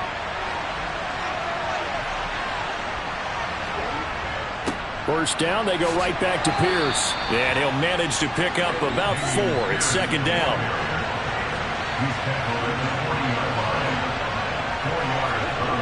Stroud now on 2nd down. And that'll fall incomplete. He was hit just as he let that go. And now it's third down. Stroud on third down now. Wide open receiver complete. And he's going to have another first down as the tackle's made at the Titans' 35. That one good for 24 yards. He missed on his first 3 passes, was 0 for 3. Now gets a connection. Maybe that'll get him going. Yeah, it wasn't a time for panic, but there was some concern because once you start in a certain pattern, you're wondering, can you get out of it? And that flips the other way, too, when you're throwing it really well. In this case, now he's got his first completion. They think he might be off to the races. Pierce gets this one running right. And nothing much materializing there on the first down run. He'll get a couple, and that's it. Here's Stroud. He's got his man. It's the tight end, Brevin Jordan. And he'll be brought down at the 27.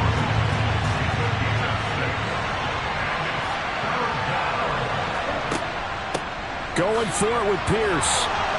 And he's going to get the first down here as he's taken down at the 22. And 5 yards on the play there as the drive will continue. The Texans at 7-3 now on the year.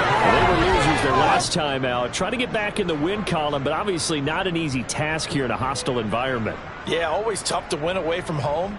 But sometimes what you do is you use these types of games as bonding experiences and carry that into the contest.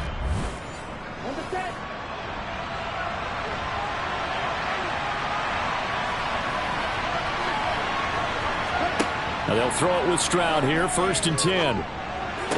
And that is caught on the right sideline, but out of bounds, says the line judge. The throw took him a little too far at 2nd down. Evades him at the 20.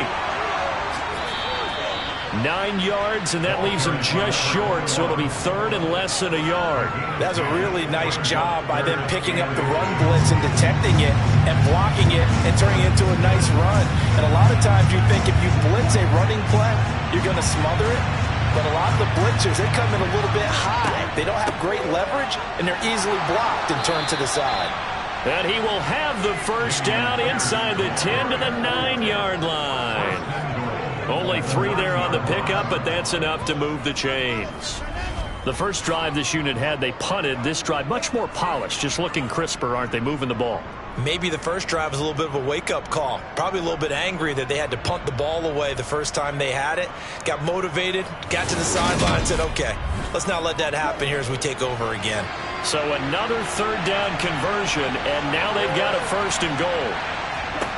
Throwing now is Stroud. And that is caught. Touchdown, Texans. A great effort there. His 9th touchdown of the season. And the Texans have answered that early field goal to take a first-quarter lead.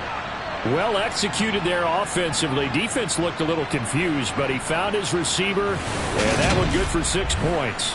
And the payoff we just saw there tells us how many times they ran this play in practice over the past few weeks, because they executed that flawlessly right here on game day when the situation arose. The extra point by Bass, up and good. And that makes it a 7-3 lead.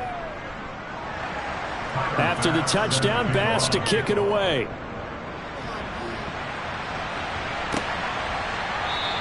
The football will come out to the 25 as McLeod will not return it. The Titans coming back onto the field for their 2nd drive. And after the field goal last time, let's see what they can get here. And at least they got points out of the last drive, Charles. I never met an offensive coach that didn't want to drive to end with a kick. Most of them wanted to end with a PAT, right? In this case, a field goal, they'll take it. Way better than the alternative, which is a punt. Yeah, but you met fan bases that wanted that, that weren't happy with that field goal. I haven't met a fan base yet that wants to drive to end with a kick, other than the extra point. That's it. He'll try again with the arm here on 2nd down. Flush to his right. Give him 7 there on the tuck and run, and they're in better shape now for 3rd. And, Charles, you wonder about this defense coming in. I mean, look, it's no secret they're playing a team that's down on its luck right now. Losers of 5 straight. How does that change how you prepare for a game? Well, to me, the first thought is you can just get after them early, right? Take away any chance of them building any confidence. And the second thing is you prepare a little bit differently. You've got to expect this team to take chances, go for it on 3rd and 4th downs, run a lot of trick plays, anything to try and break their losing streak. So you must stay alert and stay aware.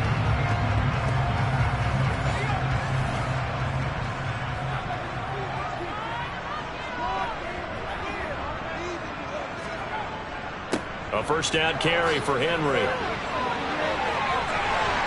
Yeah, he's going to be out of bounds, but not before he takes it inside the 40. Another nice gain. That's now 30 yards between those last 2 plays. Well, that is a running back who is not about to go down easily. He fought his way through the contact until the seas opened up for him. And with a guy his size, you have to know defensively that arm tackles aren't going to fly with him. You have to be able to wrap up, or else he can just brush tacklers aside like they're not even there. And the next-gen stats shows us the tale of how much yardage he was able to pick up after the initial contact. After one, 7-3 the score on EA Sports. So here's a 1st and 10 at the 38. Again, it's Henry. And he'll power his way forward for about 4 yards there on the first down carry. Line of scrimmage, the 24. This is 2nd and 6. Back to throw here. Got a man, and he hits him in stride. And he'll be marked down at about the 26-yard line.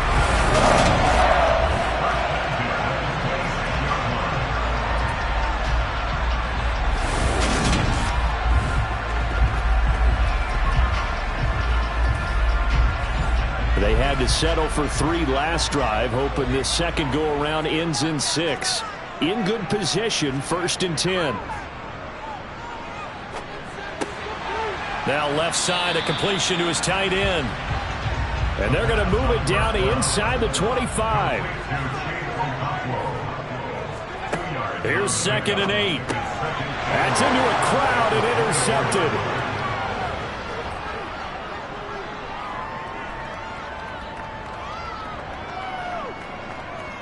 And they will score a pick 6 for the Texans TD.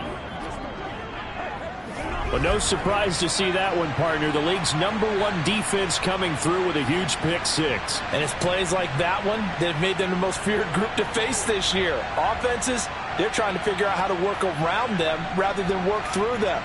Big-time impact playmakers scattered throughout the unit on every level, and they can change a game at a moment's notice.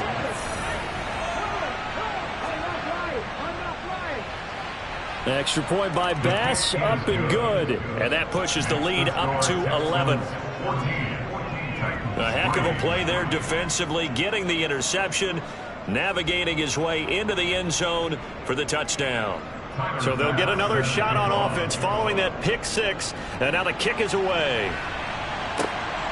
This taken in at the goal line. And he will make it to the 20-yard line and no further. Tennessee offense set to go again. Last time everything looked pretty good except that final play on the pick 6, and now they've got to come right back out here, Charles, and try to pick up the pieces and get things going again. Yeah, it certainly seems dire, doesn't it? But there is a silver lining, and it is hard to see so soon after that touchdown. But the game plan was definitely working. They were generating offense, had the ball beyond midfield, getting wins on each down against the defense. So they are moving it well. They just have to hang on to it. Yeah, as you said, though, probably tough to remember those good things on that last drive when it ended like it did.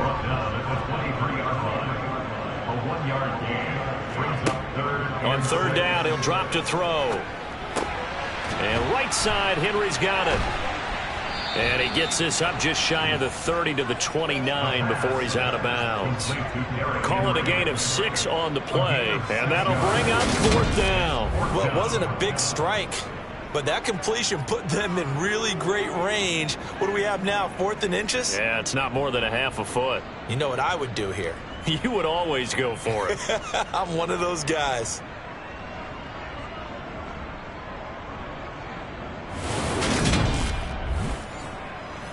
Now on 4th down, here's Ryan Stonehouse to punt for Tennessee. This is away and a very good kick angled for the sidelines. And this will carry out of bounds. Where are they going to spot it now? At about the 18-yard line, it looks like. Out comes the Houston offense as they get set to take over here.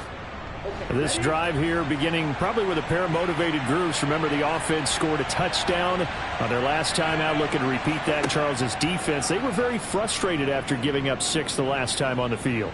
And frankly, it's just a battle of wills in a lot of ways because you know they're both motivated. They both game plan for this drive, and they both have specific outcomes in mind. To me, it just comes down to who can execute better and which side can step up and assert its will over the other. And I like the idea here. Get the ball in his hands, even if it's in the passing game. 3 catches a week ago, and he does a nice job here to pick up yardage.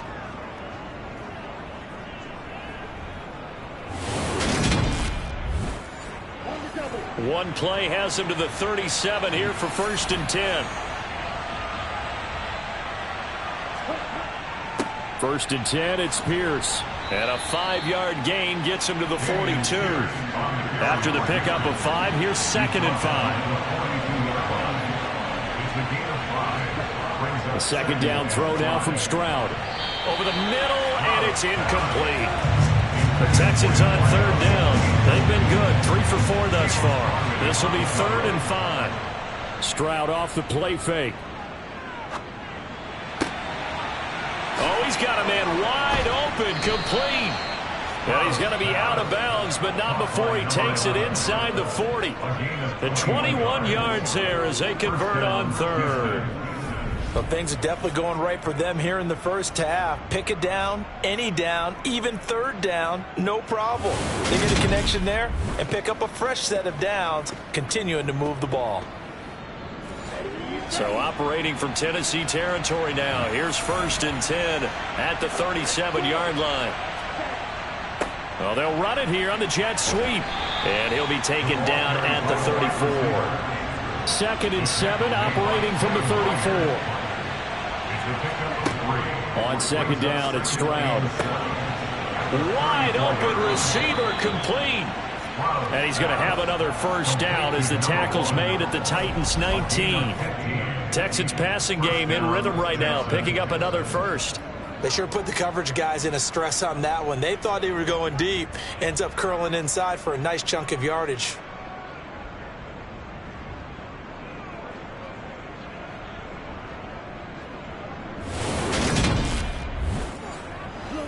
So here's a 1st and 10 now, down inside the 20.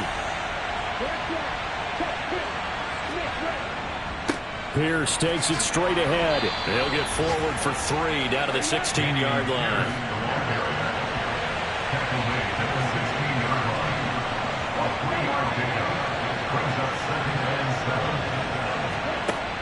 Stroud to throw it. Looking for his running back, and he's got him. And he is out of bounds, getting it down to the 10. A gain of 3 last play. This time they double it and pick up 6. It's funny, throughout the time that we've been together, when we talk with running backs about the ability to catch the ball, their eyes light up when they talk about open field and having one-on-one matchups, don't they? Yeah, they do. That's the reason why. Well, we just saw shedding those tackles, and that's what they're used to doing. It is, and it starts at the beginning of the play. One-on-one matchup if someone's trying to cover them, but they also like those one-on-ones downfield after the catch when they're running with the ball. They think they're going to win those, too. Meanwhile, on 3rd down, they take a shot at the end zone, but it's incomplete. They'll try and run for it. So give them the 1st down. 1st and goal after a pickup of 4, and the decision to go for it pays off. There wasn't even thought of a short field goal. There was no hesitation. They were going for it. I think he was thinking ahead a couple plays ago, that if he got in this situation, they were definitely going for it. And you're right. It was a confident call and a decisive run to pick it up. Now Stroud. He's got it. Nice job defensively to hold him to 4, and now it's 2nd and goal.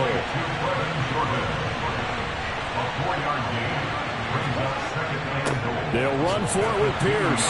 Able to get a couple here, but won't get across the plane as they stop him right around the 1. And they'll let the fullback try and take him home. And he's in for the score. Touchdown, Texans. Andrew Beck with his 4th rushing touchdown on the year, as his guys are able to push that lead out a bit further. And when the smaller guy can't power it across the goal line, Charles, sometimes you need to go with a fullback. They did. It worked. What's that thing about force and mass? How's that? Oh, yeah. Force equals mass times acceleration. Oh, that's big-time stuff. That's from the same guy the apple dropped on his head, right? Bass on for the extra point.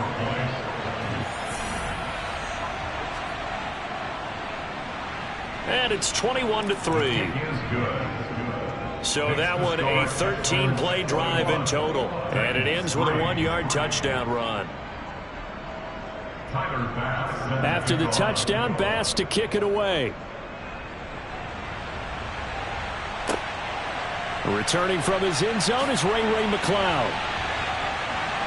And a nice return sets him up pretty good here right at the 30-yard line. Here's Tennessee ready to begin this drive offensively. And this, let's face it, an important drive if they're going to get back into this ballgame. Think about going into the locker room down 21-10 as opposed to 21-3. 21-10, a little more optimism, a little more bounce around the locker room, a little more discussion about how they're going to finish this thing off. 21-3, I think discouragement clouds that locker room. Yeah, and I think a touchdown much bigger than a field goal on this drive just to get into the end zone and get that momentum. And this one not going anywhere. They get him at the 44 for a gain of just a yard. 2nd and 9 now. And his throw here's incomplete. Game clock at 2:01. Time for one final play before the 2-minute warning. Out of the gun, they'll look to throw. And that is incomplete. Second quarter action, 1:56 remaining. On 4th down, Ryan Stonehouse on to punt.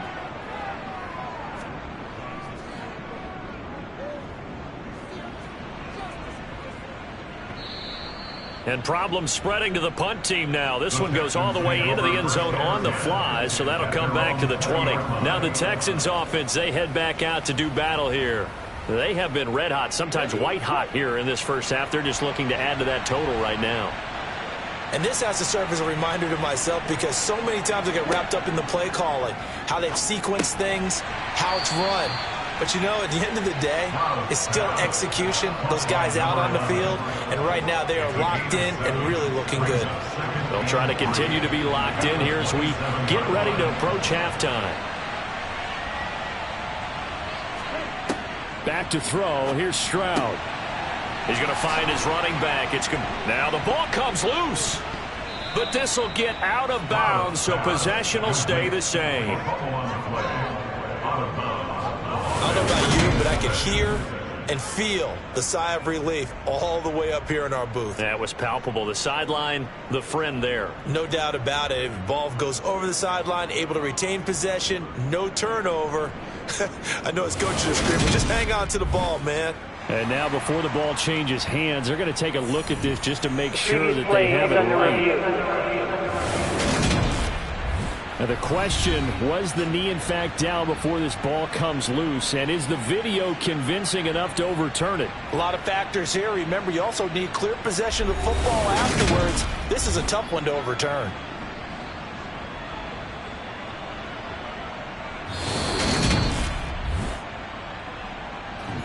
So that one overturned. They say the knee was down, and that will not be ruled a fumble. Throw left side, taken in by Washington. And he'll take this to the other side of midfield before going out of bounds. A nice chunk play from the tight end position, and it illustrates the cohesiveness that he and his quarterback have. Both saw the extra defender doubling him up, and they still combined for the completion and big gain. Stroud will look to throw once more, and he'll get it right back to Washington. And he's going to be taken down at about the 33. Now the Texans will burn the first of their timeouts as they get the stoppage with a little over 50 seconds to go in the first half. So they'll come up 1st and 10 now from the 33. Stroud now on 1st and 10. And that'll be knocked away. It's incomplete. After the incomplete pass, here now is 2nd and 10. Again on 2nd down, it's Stroud. And it's complete. He gets this one to Washington. He's going to go out of bounds, but he takes this one down just shy of the 20. 12 yards there as they keep this drive rolling. It's another 1st down. I'd have to say they're feeling like they are in rhythm right now. Things are in sync, aren't they? The team's winning, got a nice little margin on the scoreboard, completing some passes, and they just completed another one for a 1st down there to the tight end. 1st and 10, it's Stroud. Complete to Washington. Now the Texans will use one of their 2 remaining timeouts as they'll stop it with 40 seconds remaining in this 1st half.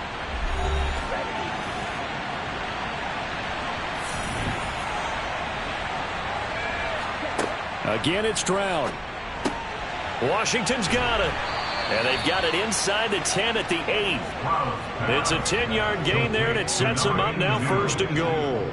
They've looked his way quite a bit, and in my estimation, as well they should. Well, that's now 5 catches in this 1st half alone. And he picks up another 1st down. He's been an important part of their offense here early. A chance to really cap off a big 1st half here as they come up on 1st and goal.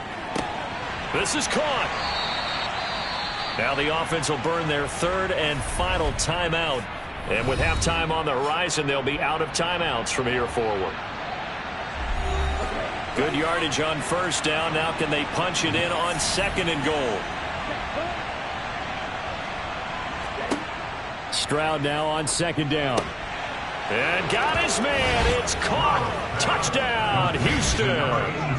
A great play there in the final seconds of the 1st half. And the Texans continue to pull away here in this 1st half. Well, that's just how they drew it up, CD. His first read was there, got it to him quickly, and into the end zone. Absolutely excellent execution by all involved. And the coordinator, got to give him credit, found the perfect play call. Quarterback let it fly as soon as the target came free, and his guy made a nice catch. Just how you draw it up in practice and then execute it in the game. Extra point by Bass, up and good. And a rout is on here in this 1st half.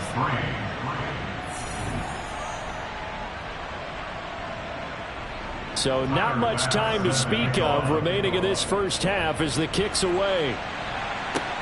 Fielded just outside the goal line. And he'll get it up just past the 20 as his guys will go to work at the 21-yard line. At their own 21-yard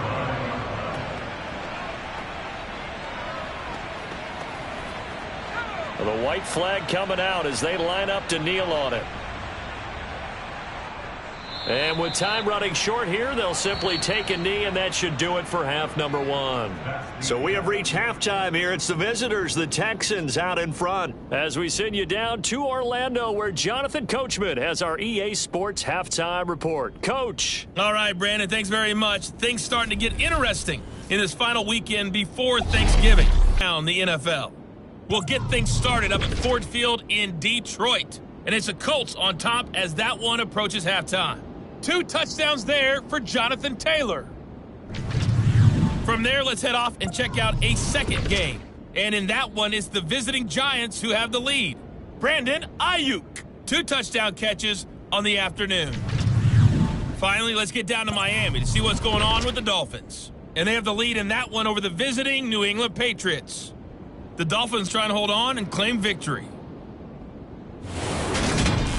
Moving on, let's take a look at the next-gen stats for the Texans in that 1st half. And they've had plenty of success throwing the football so far this afternoon, as they're on pace to throw for over 300 yards if their form holds. But meanwhile, for the Titans, they were on the other end of the spectrum in terms of passing efficiency.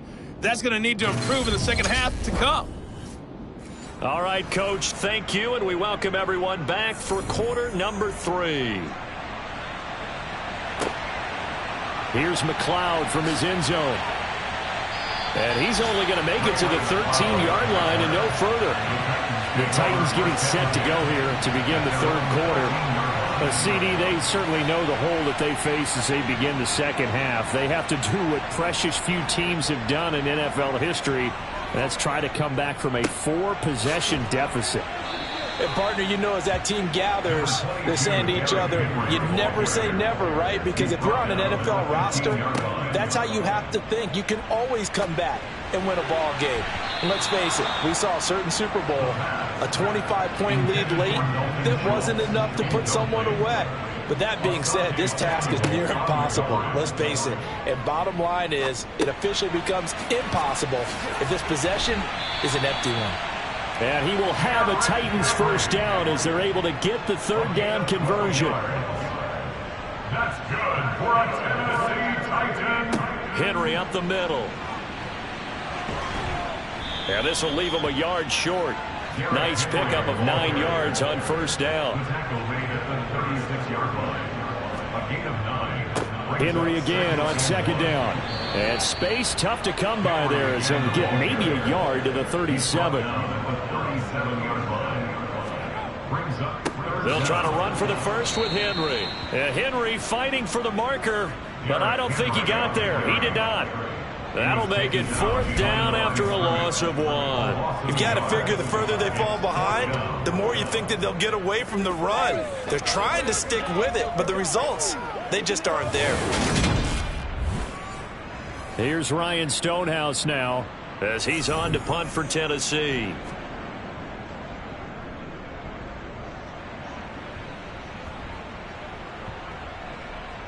And that ball's going to angle out at the 3-yard line. A beauty. That is how you flip field position. That's an absolute bomb of a punt. Downs it inside the 5-yard line. Absolutely ideal. From that position, you're hoping to get it down inside the 15, inside the 5. Superb. Here's the Texans offense now, readying for their first possession of the second half. The first half definitely went their way, and this would seem to be a great opportunity to kind of put this game a little closer out of reach with a score here. Yeah, and it's a wonderful opportunity for them because if they can add 7 more to their lead before the other guys even see the football, that could be the decisive blow in this game. I think that's how they're eyeing it. That's how they're approaching it. Meanwhile, the throw here is complete, and they'll bring him down here right around the 17-yard line. 6 yards to pick up, and that's a first down. Never make the mistake that the slot receivers, especially the little guys like we're watching here, are just quicker than fast. A lot of them combine quickness and speed, and they catch a lot of footballs, as we just saw there. Dances by at the 20, and he'll take this one up to about the 23.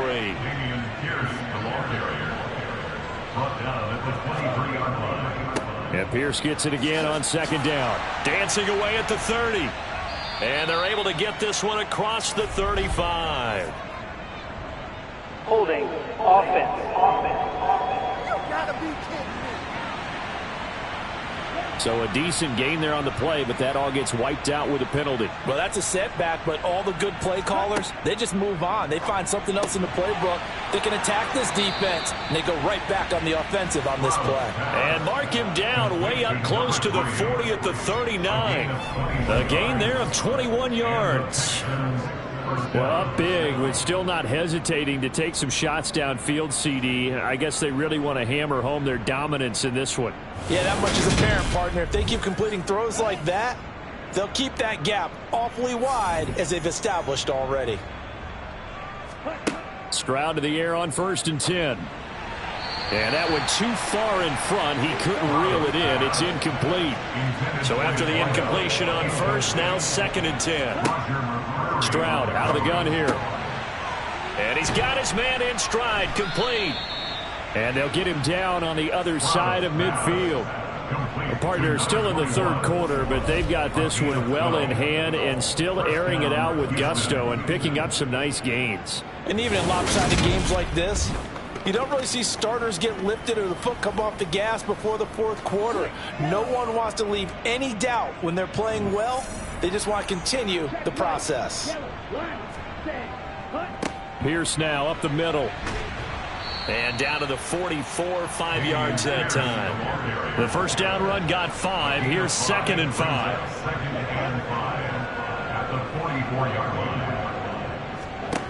Stroud. Got an open man. It's Washington. They'll wind up losing 3 here on the play. And 3rd and 8 now. We'll put that one in the win column for the defense. Trying to contain tight ends in the passing game is so difficult nowadays, but they did in a big way there. Stroud on 3rd down now. Going down the middle, and it's complete. And he's going to have another first down as the tackle's made at the Titans' 20-yard line. Well, that's one way to convert on 3rd down, picking up 26 yards. Well, I certainly don't want to pile on, but this defense has just not been up to the challenge in this game, and this continues as we see here. Coverage, not been very good. Soft in spots. There's an easy throw and catch for another first down. So 1st and 10, and if they score on this drive, might have to start digging in our second-half blowout material. Back to the ground with Pierce. Call it a gain of 4 on 1st, and that'll make it 2nd down. He's taken down at the 17-yard line. 4 yards on the pickup. Here's Stroud. He finds his man, complete. It's Washington. And the Texans are going to be set up with a 1st and goal coming up as they get him down at the 6-yard line. And I'll tell you what, this offense is playing a little bit of keep away right now. They've come out here in the 3rd quarter, possessed the ball for quite a while, and they keep on converting. Nice pitch and catch there to set up the 1st and goal.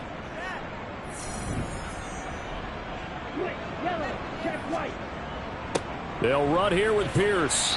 And he's going to press this one forward as they stop him right around the 1. A gain of 5 brings up 2nd and goal at the 1. And they'll turn to the power game to try to get in. And he's in. Touchdown, Houston. Andrew Beck with his 2nd touchdown of the game and 5th on the year. And the Texans go nearly the length of the field and finish it off with 6 points. Boy, another score. This lead gets even bigger. And, Charles, we haven't even hit the 4th quarter yet. Well, forget the deficit, right? They're really not going to cut into that a heck of a lot. But how can they get out of here with some dignity? Can they get a stop or two? Can they make a play on offense themselves? Anything to start to feel better about what's happened to them here in this one. Extra point by Bass, up and good. And the lead grows even larger here in the 3rd quarter.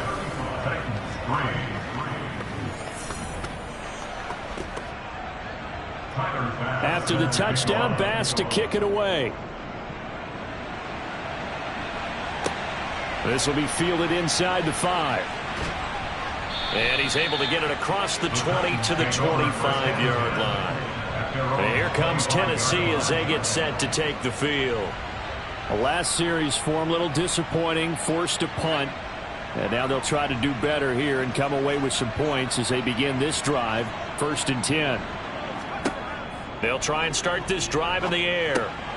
And this is caught. It's Parker.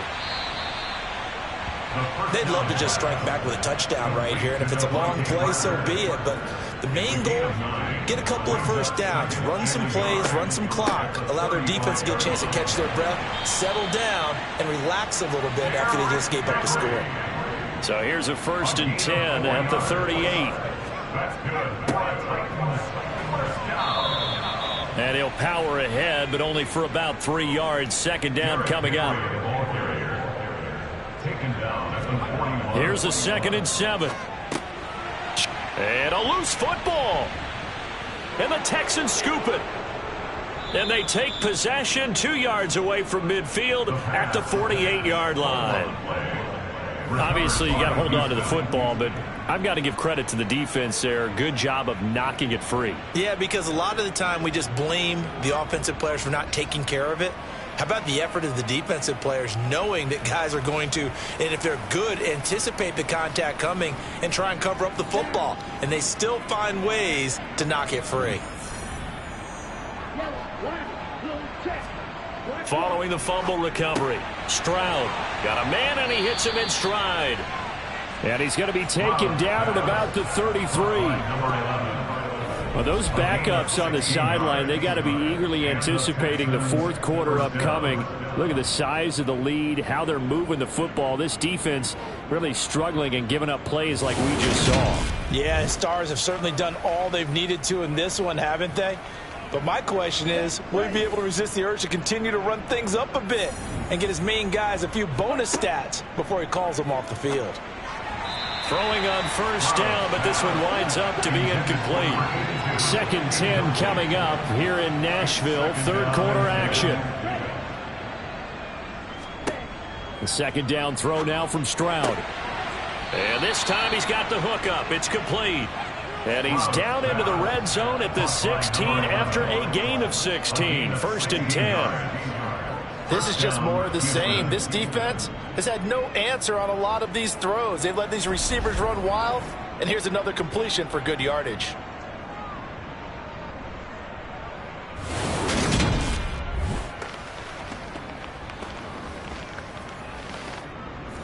So the ball down to the 16 here for 1st and 10. From the red zone now, they'll look to throw. Oh, he tries to force it in, and it's intercepted. Picked by Kevin Byard. And the Titans will take over here at their own 14-yard line. Well, to be blunt, not a whole lot has gone right for this defense in this ball game, but that's something right there. Still in the third quarter. It would take something around miracle territory for a comeback, but maybe that's a start, Charles. It certainly is, and they're definitely showing that there's some fight still left in them. Hasn't been a banner day, but they're trying their best to put that disappointment behind them and find ways to make plays.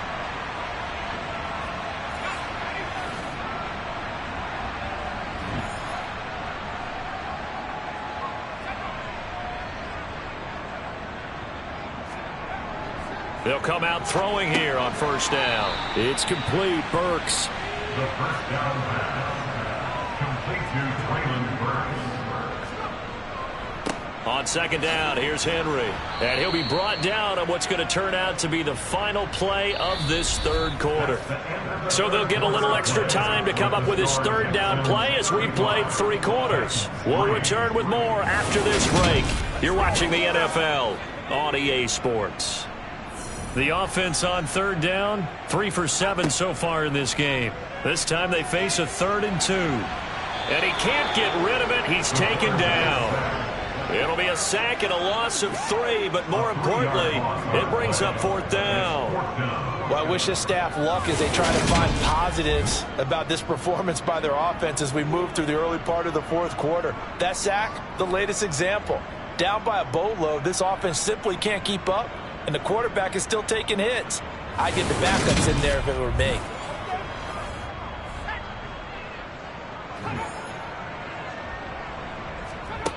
Got to try it here. He's back to throw. Throwing the out route, he's got Parker. And he takes us beyond the 35 before going out of bounds. They'll look to throw here on first down. And brought in downfield by Burks. And he'll be tackled on the other side of midfield at the 46-yard line. Back to throw now on first down. His throw incomplete. An incomplete pass on first down. That leads to a 2nd and 10. Back to throw again. He'll wind up with positive yardage. It's a gain of 3, but now it's 3rd down. Now a shotgun snap as they'll look to throw. And this one is incomplete. Intended for Traylon Burks. Incomplete. As expected, they're going for it to keep the drive alive. He's going to let it go again. And a penalty flag comes in as that one winds up incomplete. But the contact is going to move the ball well downfield. Well, CD, that helps the home team as they try to erase this deficit. Give them the penalty for pass interference on the defense. Yeah, and they certainly haven't been happy with what they've seen so far, have they? They're certainly hoping that that call now might get the fans back into this one. And they'll get this from the 8 to the 5. Pickup of 3. And the ball smack dab on the 5-yard line. Here's 2nd and goal. He'll look to throw. And he's going to be dropped. Back at the 15-yard line. He'll wind up losing 10 there, a full 10 yards, so that one hurts. And it brings up 3rd and goal. Oh, you can just see it in their body language. They're starting to see victory on the horizon now, and if it comes to fruition, they got to give a game ball to the front 7. defensive line has taken charge and controlled this game. Face a challenge of stopping this opposing offense, and they've done so with ease. This defense has not surrendered a touchdown yet. You better believe they're determined not to here on 3rd and goal. Under pressure, they got him again. He loses a full 5 yards there on the sack, and it also brings up 4th down, 4th and goal. And it appears to me that someone's defensive coordinator is jockeying for a raise. A sack on 2nd and goal, a sack on 3rd and goal, now brings up a decision on 4th down.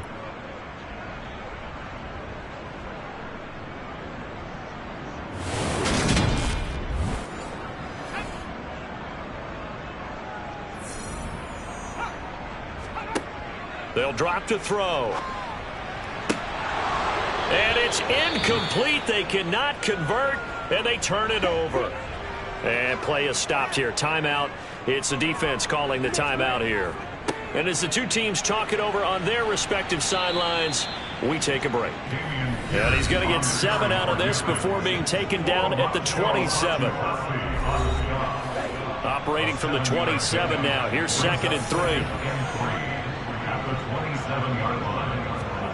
On the bootleg, Stroud. Oh, he's got a man wide open, complete. And he'll be taken down, but not before they work it across midfield. 25 yards there on the catch and run. Tell you what, partner, the way he's been slinging it in this one, I think he should be ticketed for a baseball cap and a set of headphones for the next drive. He's been absolutely sensational. But one thing we've both learned about quarterbacks in this league, they often stay on the field longer than you expect. So operating from Tennessee territory now. Here's 1st and 10 at the 48-yard line. And movement here by one of the Texans up front. In comes the flag. This O-line's been great. They've got the big lead, so give them a pass there, I guess. Yeah, I would think so, because if we were grading them on their performance in this game, a lot of pluses in their boxes so far. Hand off left side, Pierce. And he's up over midfield and down into Tennessee territory. He's across midfield to the 49-yard line. 4 yards on the pickup.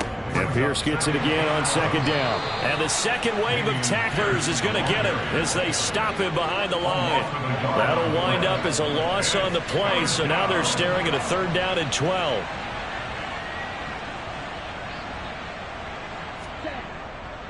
On 3rd down, here's Pierce. And he gets this only to the 44-yard line. Not near enough to keep the drive alive. They'll get 6 there on the run, but it brings up 4th down. So on trots the field goal unit, and wow, this is going to be a challenge here. And this will be spotted on the other side of the field. It's a 61-yard attempt.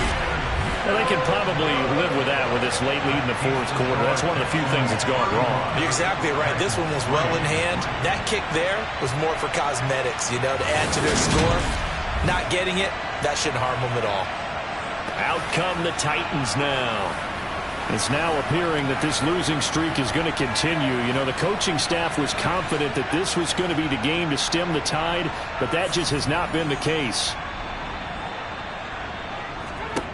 They'll come out throwing here to start the drive. And now this is intercepted. My goodness. And the Texans are going to get the football back at their own 17. But with this advantage, this defense knew that passes were coming, and they stayed in position, Charles, and picked one off here in the 4th quarter. Yeah, what a way to cap things off, huh? Because I think this is part of the game within the game. They see the scoreboard, they see what they can accomplish, and they went for it. Houston set to take over.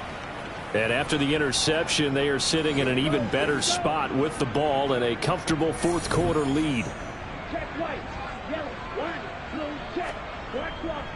They'll start on the ground with Pierce. And some space here. And he's taken down but able to slip across the 35. 101 yards rushing for him now as he has been tremendous all day long. Well, that's a carry they have to be satisfied with. And throughout this game, they've been satisfied with what he's given them. Whenever they've needed a big run, a 1st down, He's the guy they've turned to, and it doesn't matter what the defense thinks. They feel like they've got the confidence to keep handing it to him and keep picking up good yardage. So from the 36 now, 1st and 10. First down, they go right back to Pierce. And they'll get him down after a pickup of 8, 2nd and 2.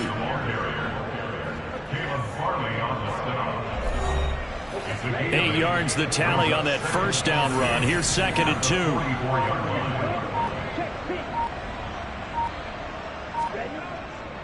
On 2nd down, here's Pierce.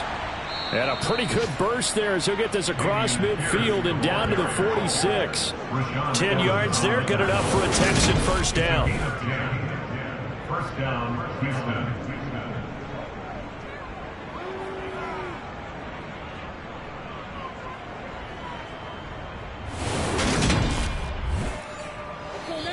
Just 2 minutes remaining here in the 4th quarter of what has been a one-sided affair. So it's Texans football as we welcome you back.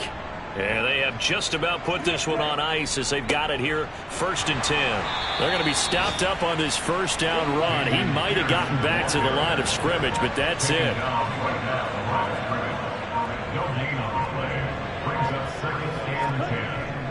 Another carry for Pierce. And he'll be brought down at about the 42. And now on 3rd down, they'll need to get it to the 36 to pick up the first. Throwing now is Stroud. He's going to flip one out here to his running back. And he's going to be taken down right at the 40-yard line. Partner, I think that completion takes the definition of dink and dunk to a different level, doesn't it? It does, and the defense was right there, kind of played into their hands. He's got the distance, but it's no good. Wide to the right, but that's just a minor blip here in what's been a thoroughly dominating performance. So Houston going to come away here with the victory. Well, on one side of this, Charles, an impressive victory. On the other, I mean, you think about it, they scored in the first quarter, but then they didn't score in quarters 2, 3, or 4. They're going to have a lot of work to do before stepping back on the field. Yeah, it'll be an interesting tape to analyze, won't it? Because why did it work in the first quarter, but nothing in quarters 2, 3, and 4? So we always talk about adjustments. You don't just wait till halftime. You do it series to series. They'll be working on that in preparation for their next game. So for the Texans, they keep pace in the playoff race as they move to 8-3 on the year. And they'll head back home next week to take on the Buffalo Bills. Meanwhile, for the Titans, they've fallen out of things now as they sink to 3-8. And they'll try to get back to their winning ways next week as they head to Indianapolis to take on the Colts.